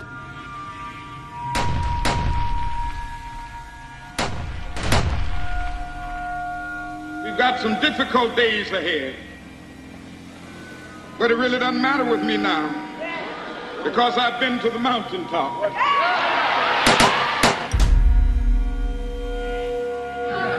My thanks to all of you, and now it's on to Chicago, and let's win there. Thank you very much. Gave a paper about all three of the big assassinations in the 60s, which was John F. Kennedy, Bobby Kennedy, and Martin Luther King. And there are certain common denominators. I call these events deep events. We've become accustomed to the idea that every now and then something is going to happen, and we just know from the beginning we're not going to get to the bottom of it. And the more they happen, the more reconciled we've become to this state of affairs. In 1978, the House Select Committee on Assassinations could not ignore there was a conspiracy in regards to the assassination of John F. Kennedy and Martin Luther King Jr. Good evening. A congressional committee has concluded that President John Kennedy and civil rights leader Martin Luther King Jr., both of them, were probably killed as the result of conspiracies. The House Assassinations Committee wound up its 2-year study by recommending that the Justice Department look into both cases. In the assassination of Dr. Martin Luther King, the committee concluded the likelihood of conspiracy. The committee's summary of findings says President Kennedy was probably assassinated as a result of a conspiracy, that its evidence establishes a high probability that 2 gunmen fired at the motorcade. The committee concluded that President Kennedy did not receive adequate Secret Service protection in Dallas, that the CIA was deficient in sharing information before and after, that the Justice Department and Warren Commission failed to pursue possible conspiracies and made their conclusions too definite. There seems to be no debate that the CIA and Secret Service were involved in the assassination, as you can clearly see 2 Secret Service agents being taken away from their positions at the back of Kennedy's vehicle just moments before the assassination. And no matter what you believe about Oswald, it has now been declassified that Oswald was trained by the CIA in 1957 under the cover of the Office of Naval Intelligence. These political assassinations continue to this day. The 11-person jury in the inquest must decide if these stills, never before seen of Diana in the Mercedes and then the crash, are the frantic moments after a tragic accident or the aftermath of a calculated murder. Mr. Al-Fayed? Mohammed Al-Fayed, Dodi's father, has long since made up his mind. I believe that my son and Princess Diana have been murdered by the royal family. He claims Diana was pregnant and about to announce her engagement to his son, an embarrassment so great, he says, that Prince Philip commissioned British Secret Service to kill the couple. Assassination is an option when the ruling class can identify an enemy who cannot be compromised. But how do they bend the population's will to do their bidding? Well, a false flag operation is one in which the attacker carries the flag of someone else. It's usually a military operation, and the purpose, of course, is to create the impression that the attacker is someone else. They want to create negative public opinion against the nation whose flag was being used. Or they may even not use a flag at all. This sort of thing is done all the time, and it's certainly not unique in history. I think we've been seeing a lot of it lately. Americans are easily motivated by false flag operations, and I think it's inevitable that we will see false flag operations in the near future. It is used in order to seize power at an accelerated pace. A very well-documented modern example of this is the Tonkin Gulf incident. There were two sets of Tonkin Gulf incidents. The first one on August 2nd were real but trivial.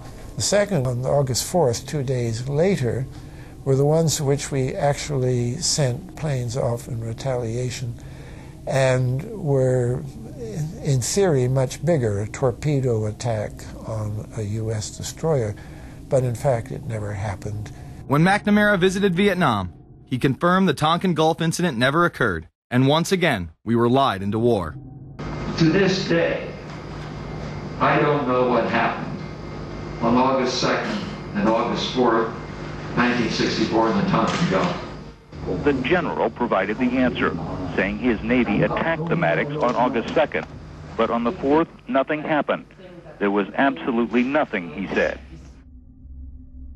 We know for a fact now that NSA and CIA both falsified their reports up to Johnson on that day to make it look as if there had been an attack. Upon the fall of communism, a new threat had to be established in order to maintain their military-industrial complex and keep the people in fear of invisible enemies.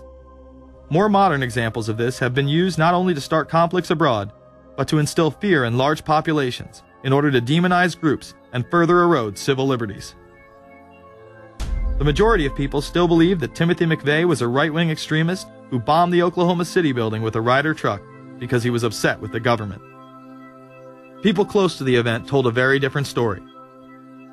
A local congressman believes that convicted bomber Timothy McVeigh and his accused co-conspirator Terry Nichols are not the only ones involved. The Oklahoma State Representative Charles Key produced a videotape featuring witnesses who claim to have seen Timothy McVeigh with another man the morning of the bombing. He was wearing a ball cap. Timothy McVeigh had his on backwards, which just like this. It was on his head. The other gentleman had his on like this. In fact, the FBI had actively pursued John Doe No. 2 in its initial investigation, then denied his existence altogether. There were also multiple reports that explosives were found inside the Murrah building. The Justice Department is reporting that a second explosive device has been found in the AP Murrah building in downtown Oklahoma City. Mike, you're still with us, aren't you? Yes, I am, and I might tell you in addition to that, in fact, what we were told at the scene a few minutes ago was that, in fact, 2 different explosive devices were found in addition to the one that went off. The second explosive was found and diffused. The third explosive that was found, and they are working on right now as we speak, I understand, both the second and third explosives, if you can imagine this, were larger than the first. Bomb squads were actually caught on video pulling into the building to retrieve these devices. They'll back that trailer down there, and the bomb squad folks will go in, and they will use that trailer. You see the bucket on the back there, this is how they would transport the explosive device away from this populated area to try to do something with it. I just took a look down the street at the Murrah building again. I see another bomb truck going, so apparently they're going to try to get out that third bomb that's been talked about. This was even confirmed by the governor at the time, Frank Keating. One device was deactivated. Apparently there's another device, and obviously whatever did the damage to the Murrah building was a tremendous, very sophisticated explosive device. Members of the ATF who would have normally been in the building were tipped off prior to the bombing. He saw what appeared to be a police bomb squad truck near the Murrah building 2 hours before the blast. It had a shield on the side of the door, and it said bomb disposal or bomb squad below it, and I really found that interesting. Another witness who spoke to ABC News on the condition of anonymity will tell the grand jury tomorrow he was told by an ATF official agents working in the building had been warned in advance not to come to work. He just came out and told me that the ATF wasn't in the building that day. They'd been tipped by their pagers not to come to work, which I was flabbergasted. McVeigh would even claim in a letter written to his sister, which was published by the New York Times, that he was actually recruited for black operations, which included smuggling drugs into the United States, as well as assassinations. One may brush this off as the ravings of a madman. However, McVeigh was filmed at the Camp Grafton military facility in North Dakota on August 3, 1993. McVeigh's official records state that he was discharged over a year prior from the Army Reserve in May of 1992. Perhaps even more interesting, is that Camp Grafton was specializing in training troops in explosives and demolitions at the time.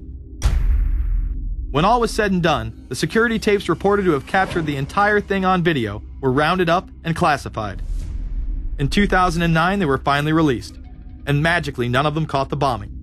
The excuse being they were all having their tapes changed at that exact moment. This event would be labeled domestic extremism, which was used to demonize critics of world government, militias, and create fear within the populace. Muslim extremism seemed to show its ugly face in then unprecedented fashion on February 26, 1993. A truck bomb had gone off in the parking area of the World Trade Center. Luckily, the bombers failed to follow instructions and parked the truck carrying the explosives against the main support column. What is not discussed, however, is the bomb was actually built by an FBI informant under the supervision of the FBI. Ahmed Salam, a former Egyptian army officer who had been doing undercover work for the FBI, was the man who actually built the bomb. When he was told that he would have to use real bomb-making material instead of harmless substitutes, he became suspicious and began taping his conversations with FBI officials. Last winter, the FBI was praised for its speed in cracking the case of the World Trade Center bombing and bringing 4 suspects to trial. Now, there is some evidence that the FBI may have known of the plot in advance through an informant and might even have stopped the bombing that killed 6 people. Notice the media emphasizes that they might have been able to stop it. They then gloss over the fact that the bomb was built by their agent under FBI supervision in conjunction with the district attorney. FBI agents might have been able to prevent last February's deadly explosion at New York's World Trade Center.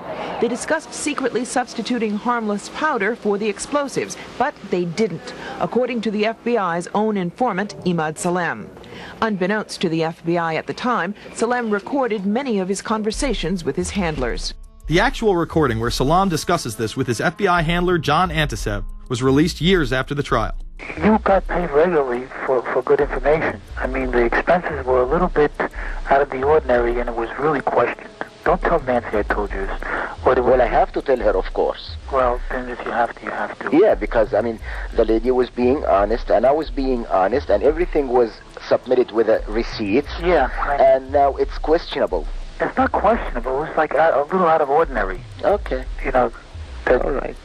I don't think it was. If that's what you think, guys, fine. But I don't think that, because we was start already building the bomb, which is went off in the World Trade Center. It was built by supervision from the Bureau and the DA, and we was all informed about it, and we know that the bomb start to be built. By who? By your confidential informant. What a wonderful, great case. Following the convictions of the Muslims who were too inept to make their own bomb and park the vehicle in the proper area, Salam was pulled into the FBI's Witness Protection Program, where he has never been heard from again. Prior to the largest and most devastating terrorist attack on U.S. soil, the United States was poised as the first truly global superpower. Brzezinski would muse in 1997 that geostrategic success would represent a fitting legacy of America's role as the first, only, and last truly global superpower, and that the only way to mobilize Americans was a truly massive and widely perceived direct external threat. In September of 2000, a neoconservative think tank called the Project for a New American Century echoed Brzezinski's statements, saying the United States is the world's only superpower, combining preeminent military power, global technological leadership, and the world's largest economy.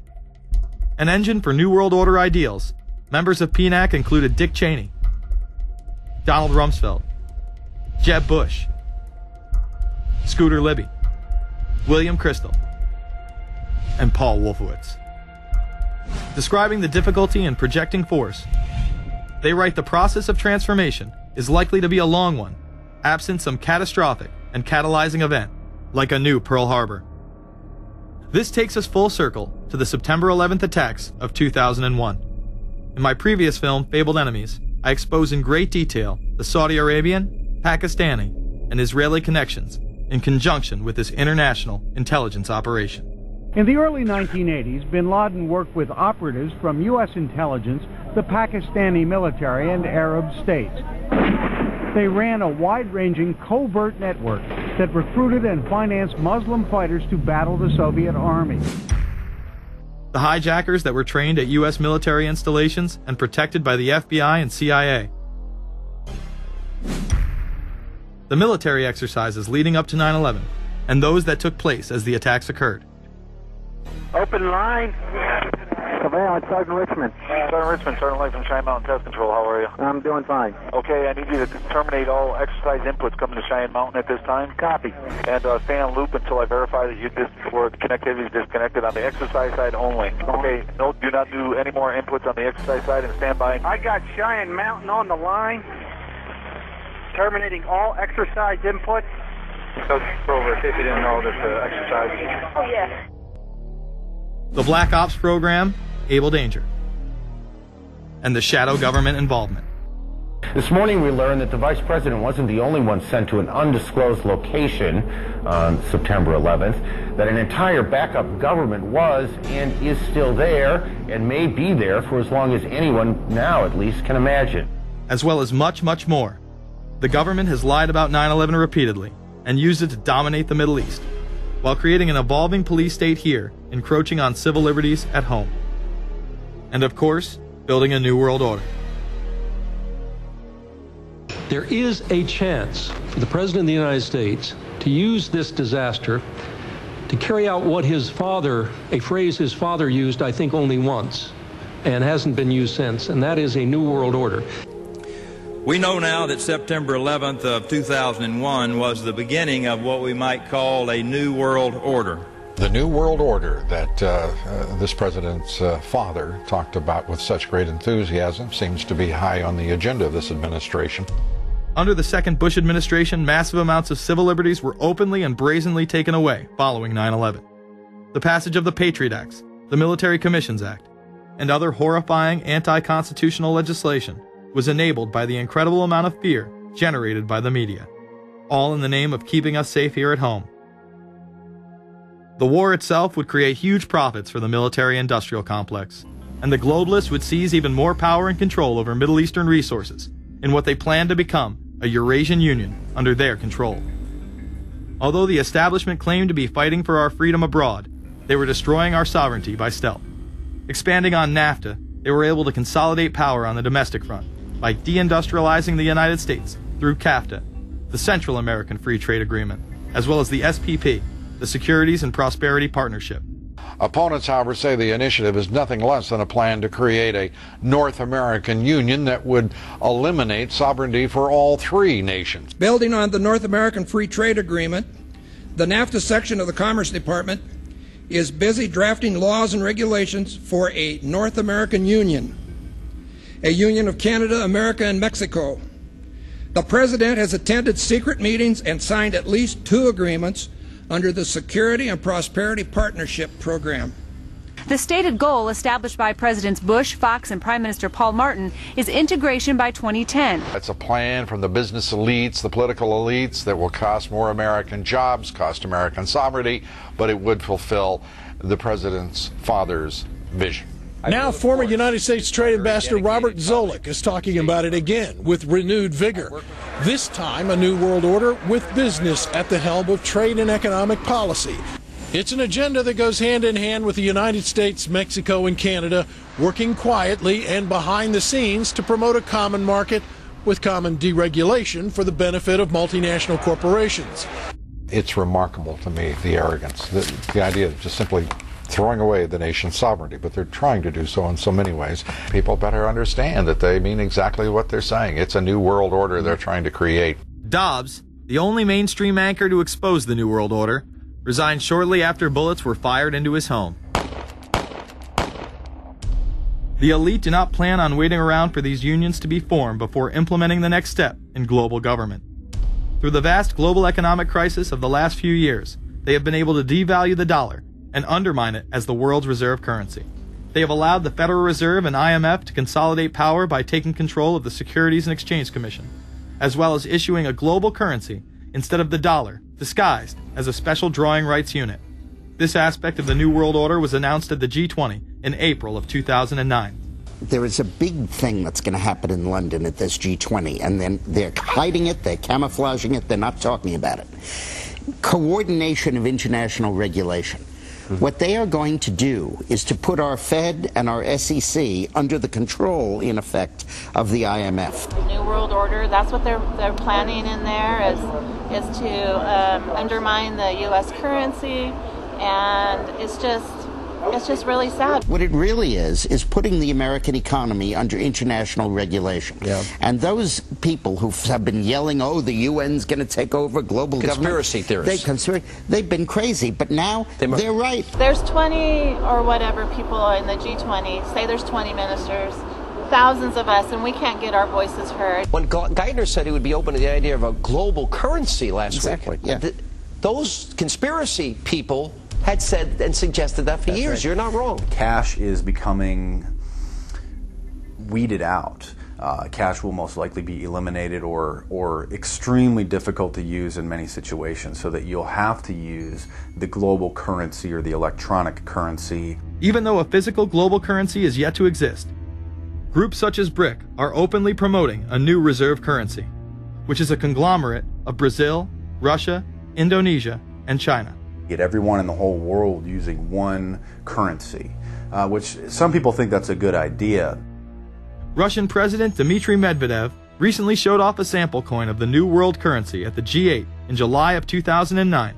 We have also agreed today additional resources of $1 trillion that are available to the world economy through the International Monetary Fund and other institutions. This includes 250 billion from special drawing rights, the reserve currency of the IMF, drawing rights that will be issued to countries who are part of the International Monetary Fund. I think a new world order is emerging, and with it the foundations of a new and progressive era of international cooperation. The head of the European Union is also calling for global government. 2009 is also the first year of global governance, with the establishment of the G20 in the middle of the financial crisis. Gordon Brown has called for a world constitution. We now need nothing short of a world constitution for the global financial system. Both Gordon Brown and Barack Obama had been groomed to be the next Anglo-American spokesman for this new world order after Bush and Blair stepped down. Here is Gordon Brown in front of the CBI prior to him being chosen to become Prime Minister.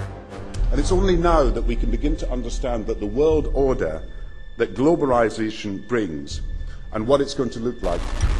But what does the new world order mean for countries like ours who are looking to succeed?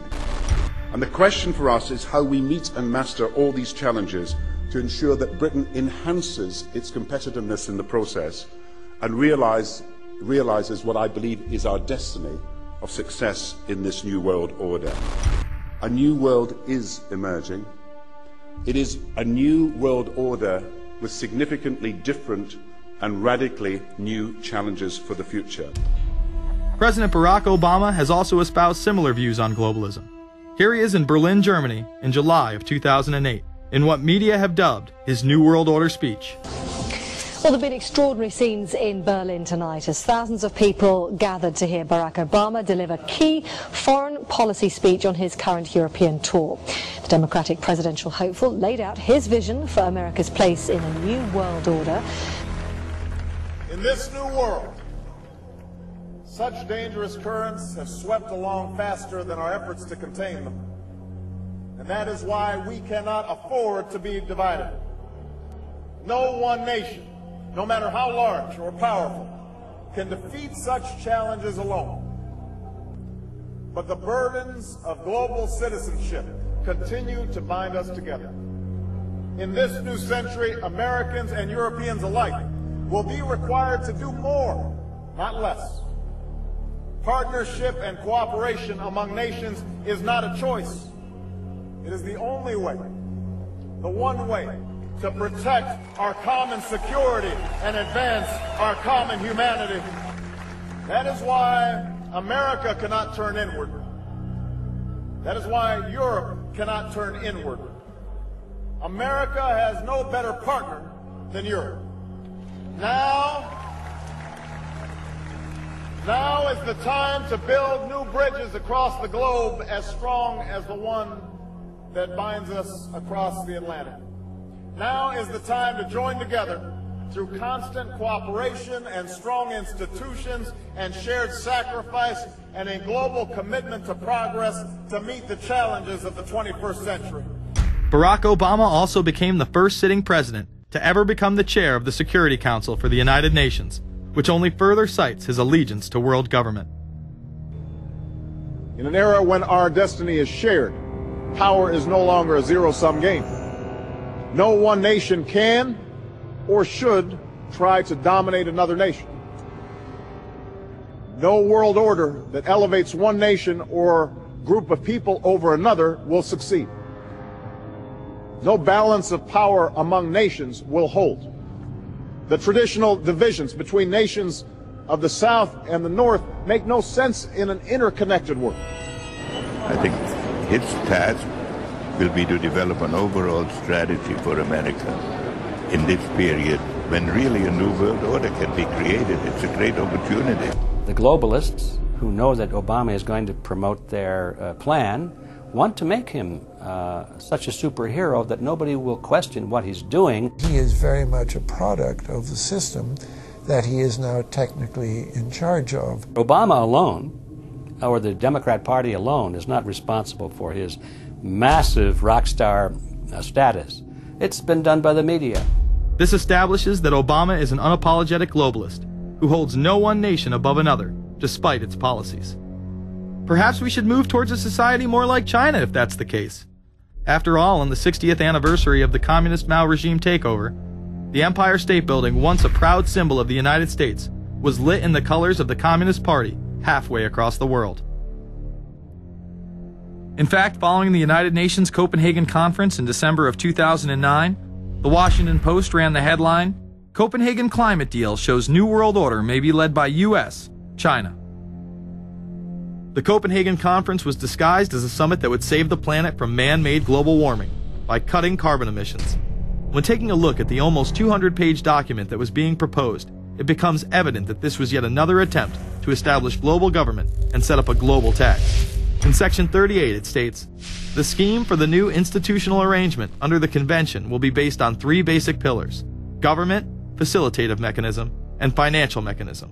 In Section 47, subsection F, it discusses cap-and-trade schemes and carbon taxes and the use of new and existing flexible carbon market mechanisms. These cap-and-trade schemes were just that, a scheme to further transfer the wealth from the poor to the ultra-rich.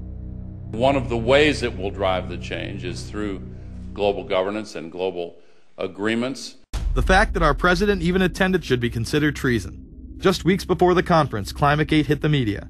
Secret emails confirm that many of the United Nations lead scientists had engaged in fraud in order to promote the idea that man-made global warming was occurring and that carbon dioxide was a toxic gas. In reality, they admitted the Earth had been cooling for the last decade and that they had destroyed the source data in order to ensure the scientific community would be unable to review their findings.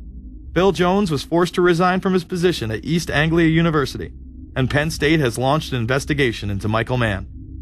Because of the scandal, many countries refused to sign the agreement, and instead only 25 heads of state, including rock star President and Savior Barack Obama, signed a much shorter and broader accord. The document states that a high-level panel will be created, and that parties will be subject to domestic auditing, supervision, and assessment. The climate conference in Copenhagen is another step towards the global management of our planet. The idea that carbon dioxide, the life force for plants here on Earth, is a toxic gas and should be taxed is laughable. There have been numerous periods of time in which the Earth has had vastly more carbon in the atmosphere than present day. In areas where there have been volcanic eruptions which emit large amounts of CO2, plants have benefited, and there is no negative impact on the surrounding environment, as well as indigenous people from the excess carbon dioxide. The globalists promote this theory to keep mankind in fear, not only for the establishment of a global government and a global carbon tax, but the literal control of the entire planet. An even darker side to the scam of man-made global warming exists. In reality, it's about population control. Ted Turner reveals himself here in this interview with Charlie Rose. We've got to stabilize the population. When I was born, there were so what's wrong with the population? I mean, with too many people. That's why we have global warming. We have global warming because too many people are using too much stuff. We've got to stabilize population On a voluntary basis, everybody in the world's got to pledge to themselves that 1 or 2 children is it. Not doing it will be catastrophic. We'll have 8 degrees, we'll be 8 degrees hotter in 30 or 40 years, and basically none of the crops will grow.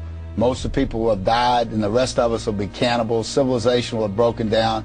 What the few people who are left will be living in a failed state like Somalia or Sudan, and living conditions will be intolerable. The droughts will be so bad there'll be no more corn growing.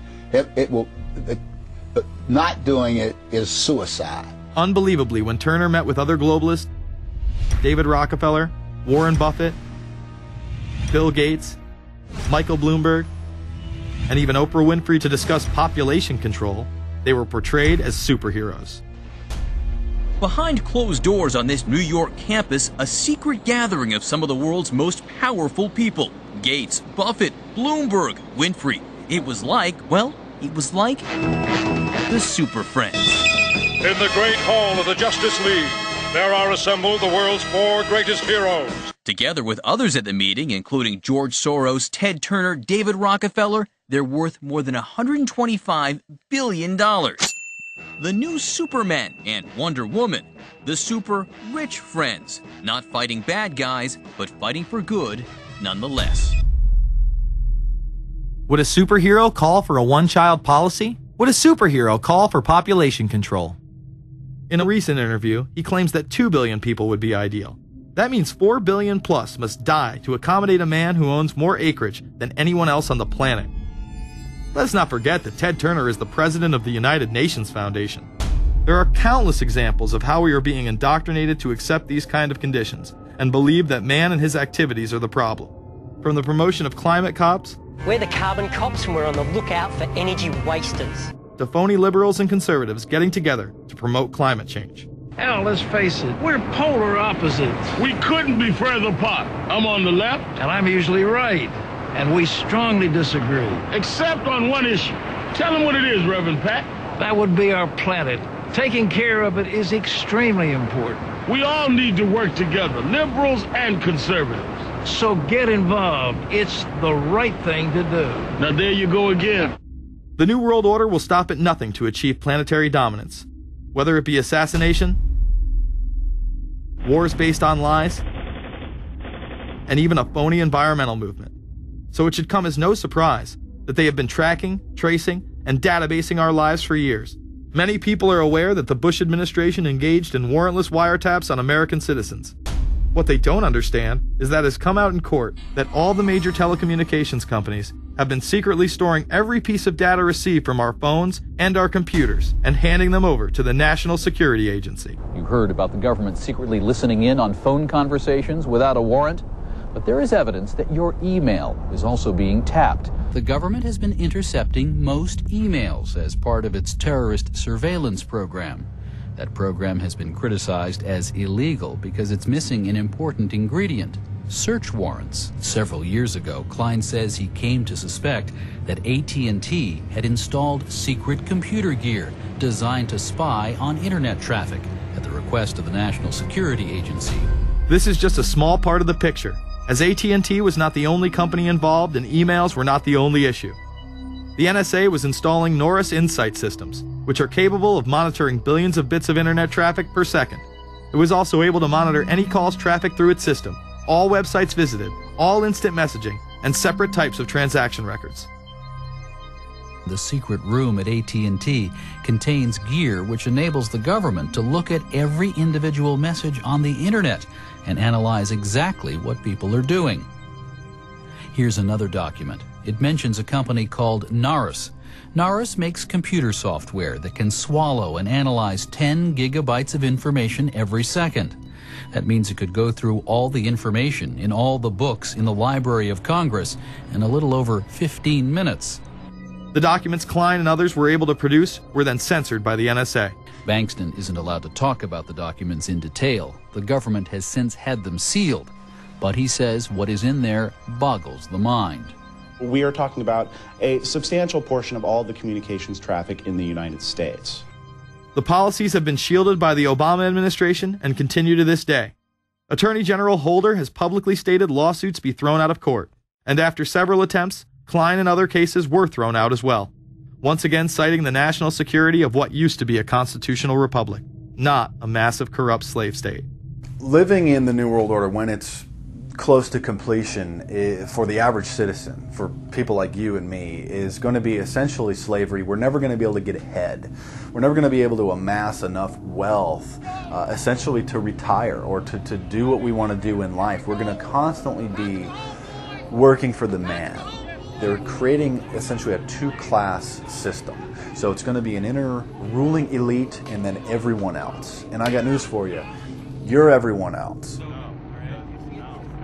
The New World Order that is currently being built revolves around creating a global technopoly ruled by the elite, in which they dominate and control a severely reduced populace, which they treat as their pets. In the New World Order, the people are the enemy. Internal documents released in March of 2009 reveal that the Department of Homeland Security is targeting citizens who discussed the New World Order, people with a Christian identity, or sovereign citizens who argue that the government has gotten away from the intent of the Constitution and are strong states' rights advocates. People who are anti-immigration, stating, extremists will argue that immigrants are taking the jobs of U.S. citizens during times of high unemployment and without paying taxes. People who oppose the Federal Reserve banking system. People who display constitutional party or libertarian material. People who support Ron Paul. And those who have bumper stickers containing anti-government rhetoric. This document is one of literally thousands that make everyone a possible terrorist. This establishes a pattern of demonizing ordinary citizens while giving draconian powers to the state. You are considered guilty until proven innocent. As technology is developed, separate parts of their command and control system are beta tested around the world. Here at home, Boy Scouts are being trained to take on returning veterans and disarm domestic extremists, while national programs such as City Year are training young people to serve the government. I am change. I am fierce. In the United Kingdom, it has been established there are over 4 million CCTV cameras. That is around 1 camera for every 14 citizens. Their purpose is not to solve crime, as it takes 1,000 CCTV cameras to solve just one crime. It is to create a tattletale society in which everyone is under constant surveillance by the state and those around them. The company Internet Eyes is now paying people to log onto the internet and watch CCTV cameras in real time as they turn in criminals for cash. Families deemed by the state to be unfit in England have now been put under 24-hour CCTV supervision in their homes. This program has plans for 20,000 families in England, which is to double in the next 2 years. Your every move in both your home and the outside world is under constant surveillance by a criminal elite who operate above the law. As we are constantly under the microscope, their activities remain in the shadows. Obama extended diplomatic immunity to Interpol with Executive Order 12,425, further empowering criminal behavior within our own government. In the Middle East, endless wars will continue. Under the Obama administration, we have sent tens of thousands of more troops into Afghanistan, all while the same network exposed in the Iran-Contra affair discussed earlier controls the opium trade. It was revealed in October of 2009 that the CIA had been funding puppet Afghani leader Hamid Karzai's warlord brother for the last 8 years. He is the lead opium dealer in the region. It seems the same cartel that was dealing drugs in the 80s and 90s never stopped. After all, how else could the government fund black operation programs across the board? The Karzai regime has whole sections of it which are drug-supported, and we can't touch it. We turned Afghanistan into the major supplier of heroin for the world. It happened under CIA supervision. This continues while many of the Taliban are literally on U.S. payrolls. Is there a possibility that we have Taliban employees? The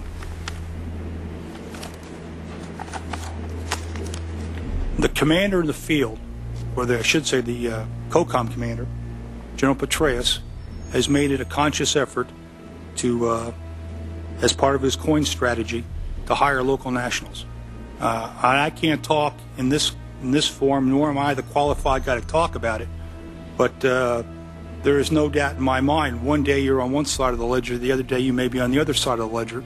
Biometrics have been instituted in both Afghanistan and Iraq, where individuals are subject to fingerprint devices, iris scanners, and electronic databases to screen local residents as well as DNA tests. This includes anyone within the populace of a combat zone. Someone has to go out there with the biometric registration equipment, take your iris scans, take your scans and get you registered in the system like that. As scary and tyrannical as these systems seem to be, none may be as dangerous as the implantable RFID microchip. Through various pretenses, including terror, security, and entertainment, the chip has been promoted and integrated into society. In 2001, following the 9/11 terrorist attacks, the Jacobs family became the first family to be injected with microchips in front of a live television audience. We have a Florida family who are really pioneers in a brave new world. They have volunteered to be the first ever to have microchip identification devices implanted into their body. After 9/11, I was really concerned with the security of my family. In 2004, the FDA approved the use of RFID technology to be implanted into human beings. However, studies dating back to the 1990s show the implantable microchip has been linked to cancer in animals. But this has not slowed the agenda of control. In Barcelona, trendies get chips in order to receive VIP status at the exclusive Baja nightclub. A simple swipe of the arm gets them in without a line, and it pays for their drinks too. The Mexican government also chipped employees for security measures in 2004. We were interested today to hear that more than 100 law enforcement officials in Mexico are having microchips implanted in their arms. The chips allow a person to be scanned, sort of like a cereal box at the supermarket checkout. Mexico's Attorney General and 160 of his deputies have had microchips implanted in their arms. It is to provide access, said the Attorney General, to the right people in exclusive areas. Today, aside from being promoted as a device that can save your life by storing all of your medical information in it, it is being promoted as the next generation tool for video gaming. Sega developer Yu Suzuki plans on developing gaming technology using implantable RFIDs. He states, people that have some sort of chips in their bodies, to be able to keep track of vital signs, so it doesn't have to be a scary thing.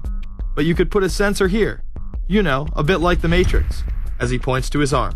It's not really something only in the future. Some people already have them, chips in their bodies. Suzuki is correct. It has never been easier to order a microchip online and implant it under your skin. Microchips implanted in your hand, arm, or shoulder is just the beginning. Some have already taken implantable brain chips that may enable the blind to see again, the deaf to hear, and much, much more, including the ability to download information directly into the brain and instantly communicate with anyone in the world, creating a worldwide mind.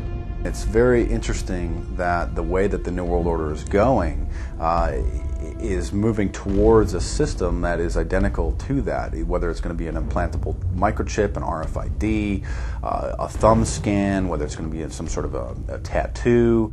Imagine a planet where every human being is required to be chipped at birth. This would be the final tool implemented in a command and control world government system, in which the elite rule the masses with total control of their lives. This is, of course, a terrible predicament for those of us who are convinced that this system is slowly but surely destroying this country and has to be changed. But we can't count on the elected presidents to do it, and we can't count on the elected Congress to do it. We somehow have to mobilize the technological resources of the internet to create some kind of new political force in this country. So is there anything else about the ruling class we should know?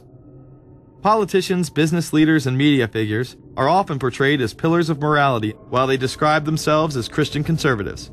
Nothing could be further from the truth. In reality, many of the elite are groomed at a young age to take part in occult rituals.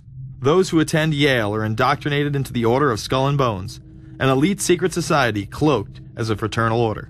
Yale University is 300 years old this year, and were you to visit its campus, you would see that it still has exotic clubhouses, which look like tombs where Yale's legendary secret societies meet. Their prestige and importance have largely evaporated, but the rituals are still a secret. And so when we heard that some enterprising characters had managed to spy on the famous Skull and Bones Society, we couldn't resist. Skull and Bones, people say it's a fraternity at Yale University, but it's really a postgraduate organization. So it was founded in 1832, and it's not like a normal fraternity. People don't pledge. These people choose who they want to come. So they do the recruiting. They recruit 15 people every year people who they see are going to be powerful people in the future. So they're recruited when they're a junior in college. A lot of these people come from really wealthy and influential families because they know that this person has the resources to then elevate them to a position of power that can benefit the club. The video shows the neophytes, or initiates, kissing a skull, then performing a mock human sacrifice. Horrific screams caught on tape include chants of, "The devil equals death, death equals the devil." True. Famous alums include Senators John Kerry and John Chafee, to name two, cabinet secretaries such as Averell Harriman, and 3 presidents, William Taft, George Bush, and George W. Bush, who's been reluctant to talk about Skull and Bones. Does it still exist? The thing is so secret, I'm not even sure it still exists. Former Skull and Bones members and current members have been presidents, heads of the CIA, senators, heads of business. I mean, huge, huge corporations. These people have the network that brings them to such a position of power that most people could only dream of. Bush would run against his fellow bonesman and distant cousin John Kerry in 2004. You both were members of Skull and Bones, a secret society at Yale. What does that tell us? Not much, because it's a secret. Is there a secret handshake? Is there a secret code? I wish there were something secret I could manifest. 322, a secret number? There are all kinds of secrets, Tim. You were both in Skull and Bones, the secret society. It's so secret we can't talk about it. What does that mean for America? The conspiracy theorists are going to go wild. I'm sure they are. I don't know. I haven't seen the web. Number 322? This is an elaborate, occult, ritualistic entry into this group that they are now a member of for life. This culture of death in the occult continues long after college. Later on in life, these pagan rituals carry on in the redwoods of Sonoma, California.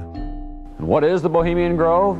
Well, it's a kind of summer camp for the powerful, an all-male gathering in great secrecy. This group was formed in the late 1800s by artists, industrialists, and politicians. Bohemian attendees worship the owl as their deity.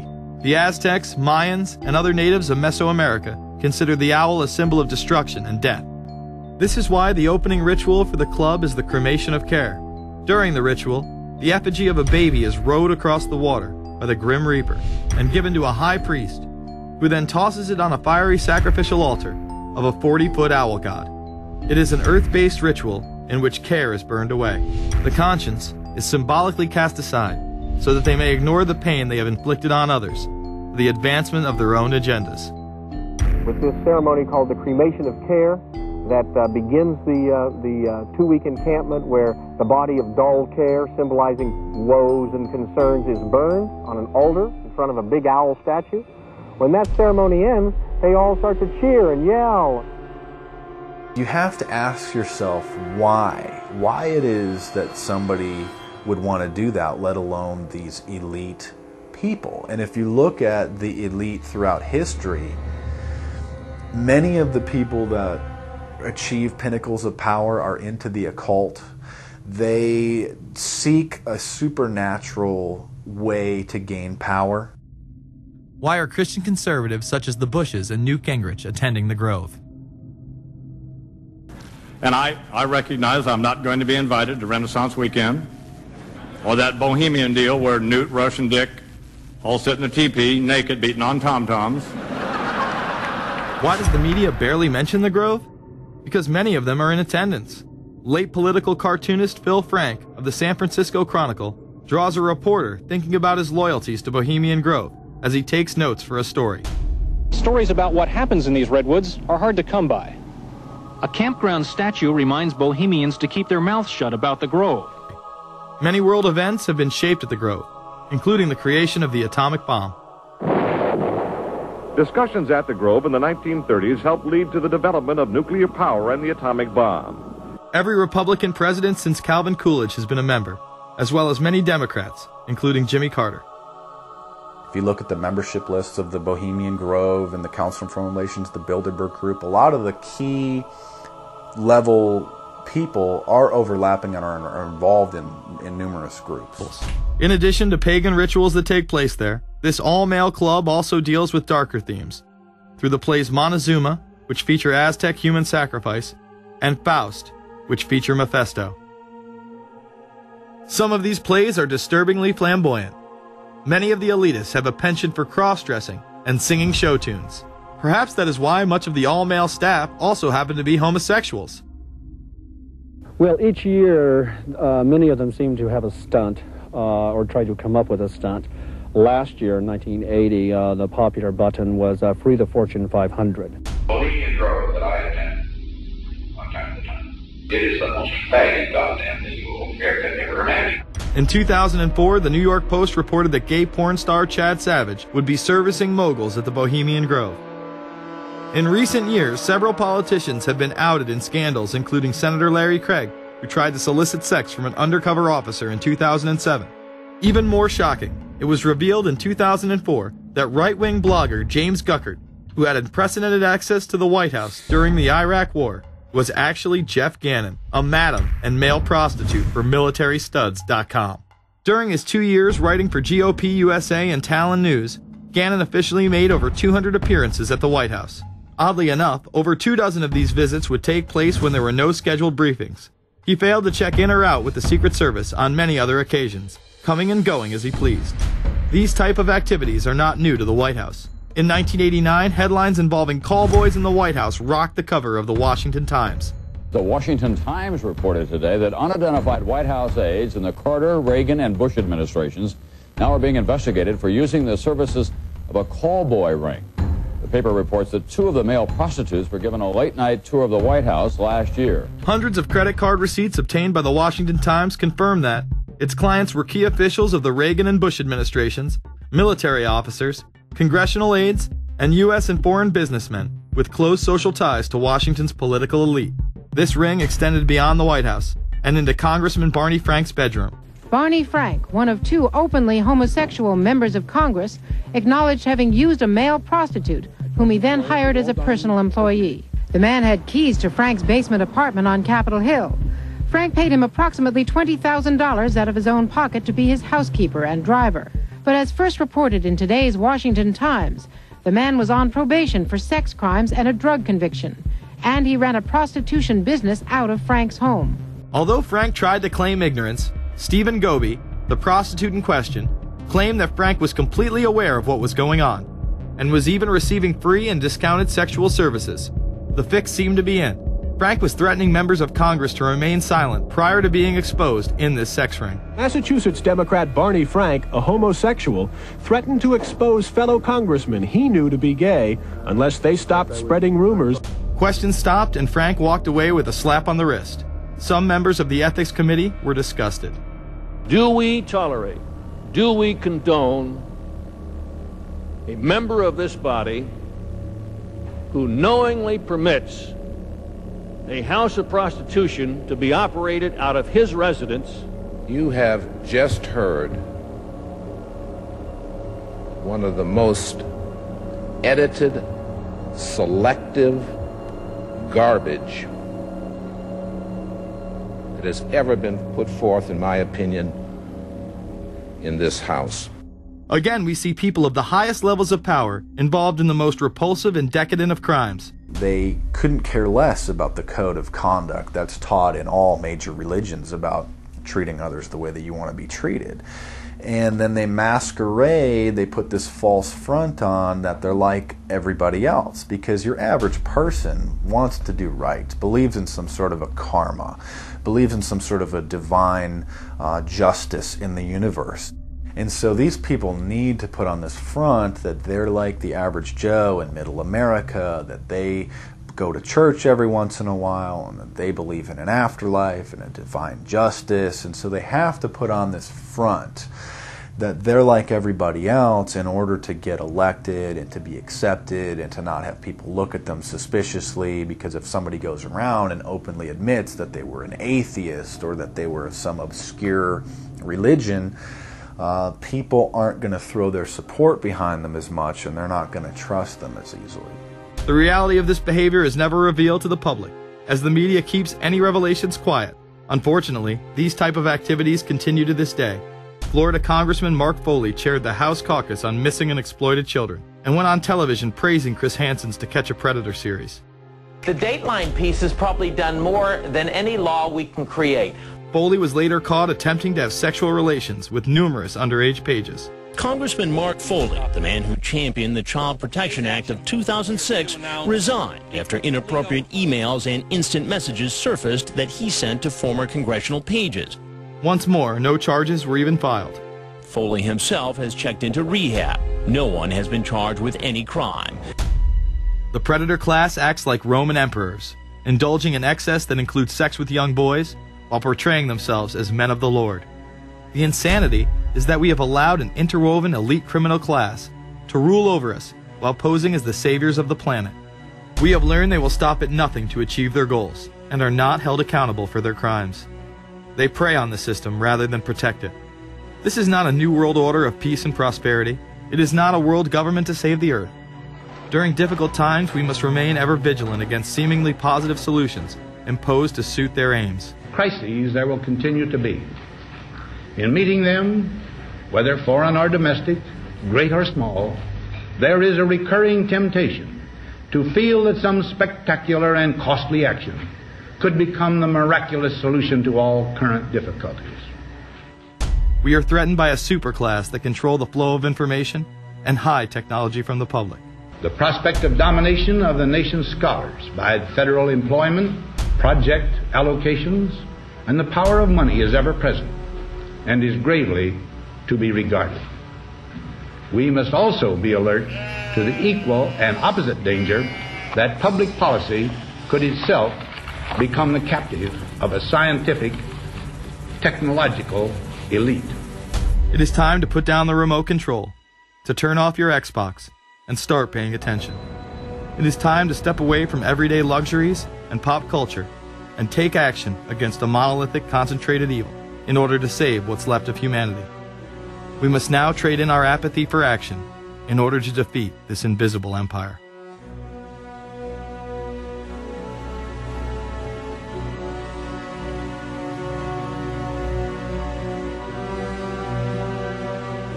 How set up are we to deal with this New World Order? I think we're going to hear a lot about that today. Let's take the New World Order. It's an interesting phrase. I've been thinking a little bit about the structure of the world, right? The New World Order, as everybody says. The peace could yield to the pernicious New World Order. The New World Order. The New World Order. The New World Order. The New World Order. This New World Order. Stay fixed on your goal of imposing the New World Order. We kept talking about a New World Order. A New World Order. That's what we need now. A new world order with swing. One war and one victory doth not a new world order make. Conservatives used to believe in the United States of America rather than the United States of the New World Order. The ambition to create a new world order. Whose world order is this? And of course what he called it was the New World Order. Respect for a new world order. We can see a new world coming into view, et cetera, et cetera. That's the core of the New World Order that we want to try to build. It's the sole superpower, New World Order. New World Order. A new world order. To a new world order of peace. Let's say a new world order, for want of a better term. Entities of the new world order.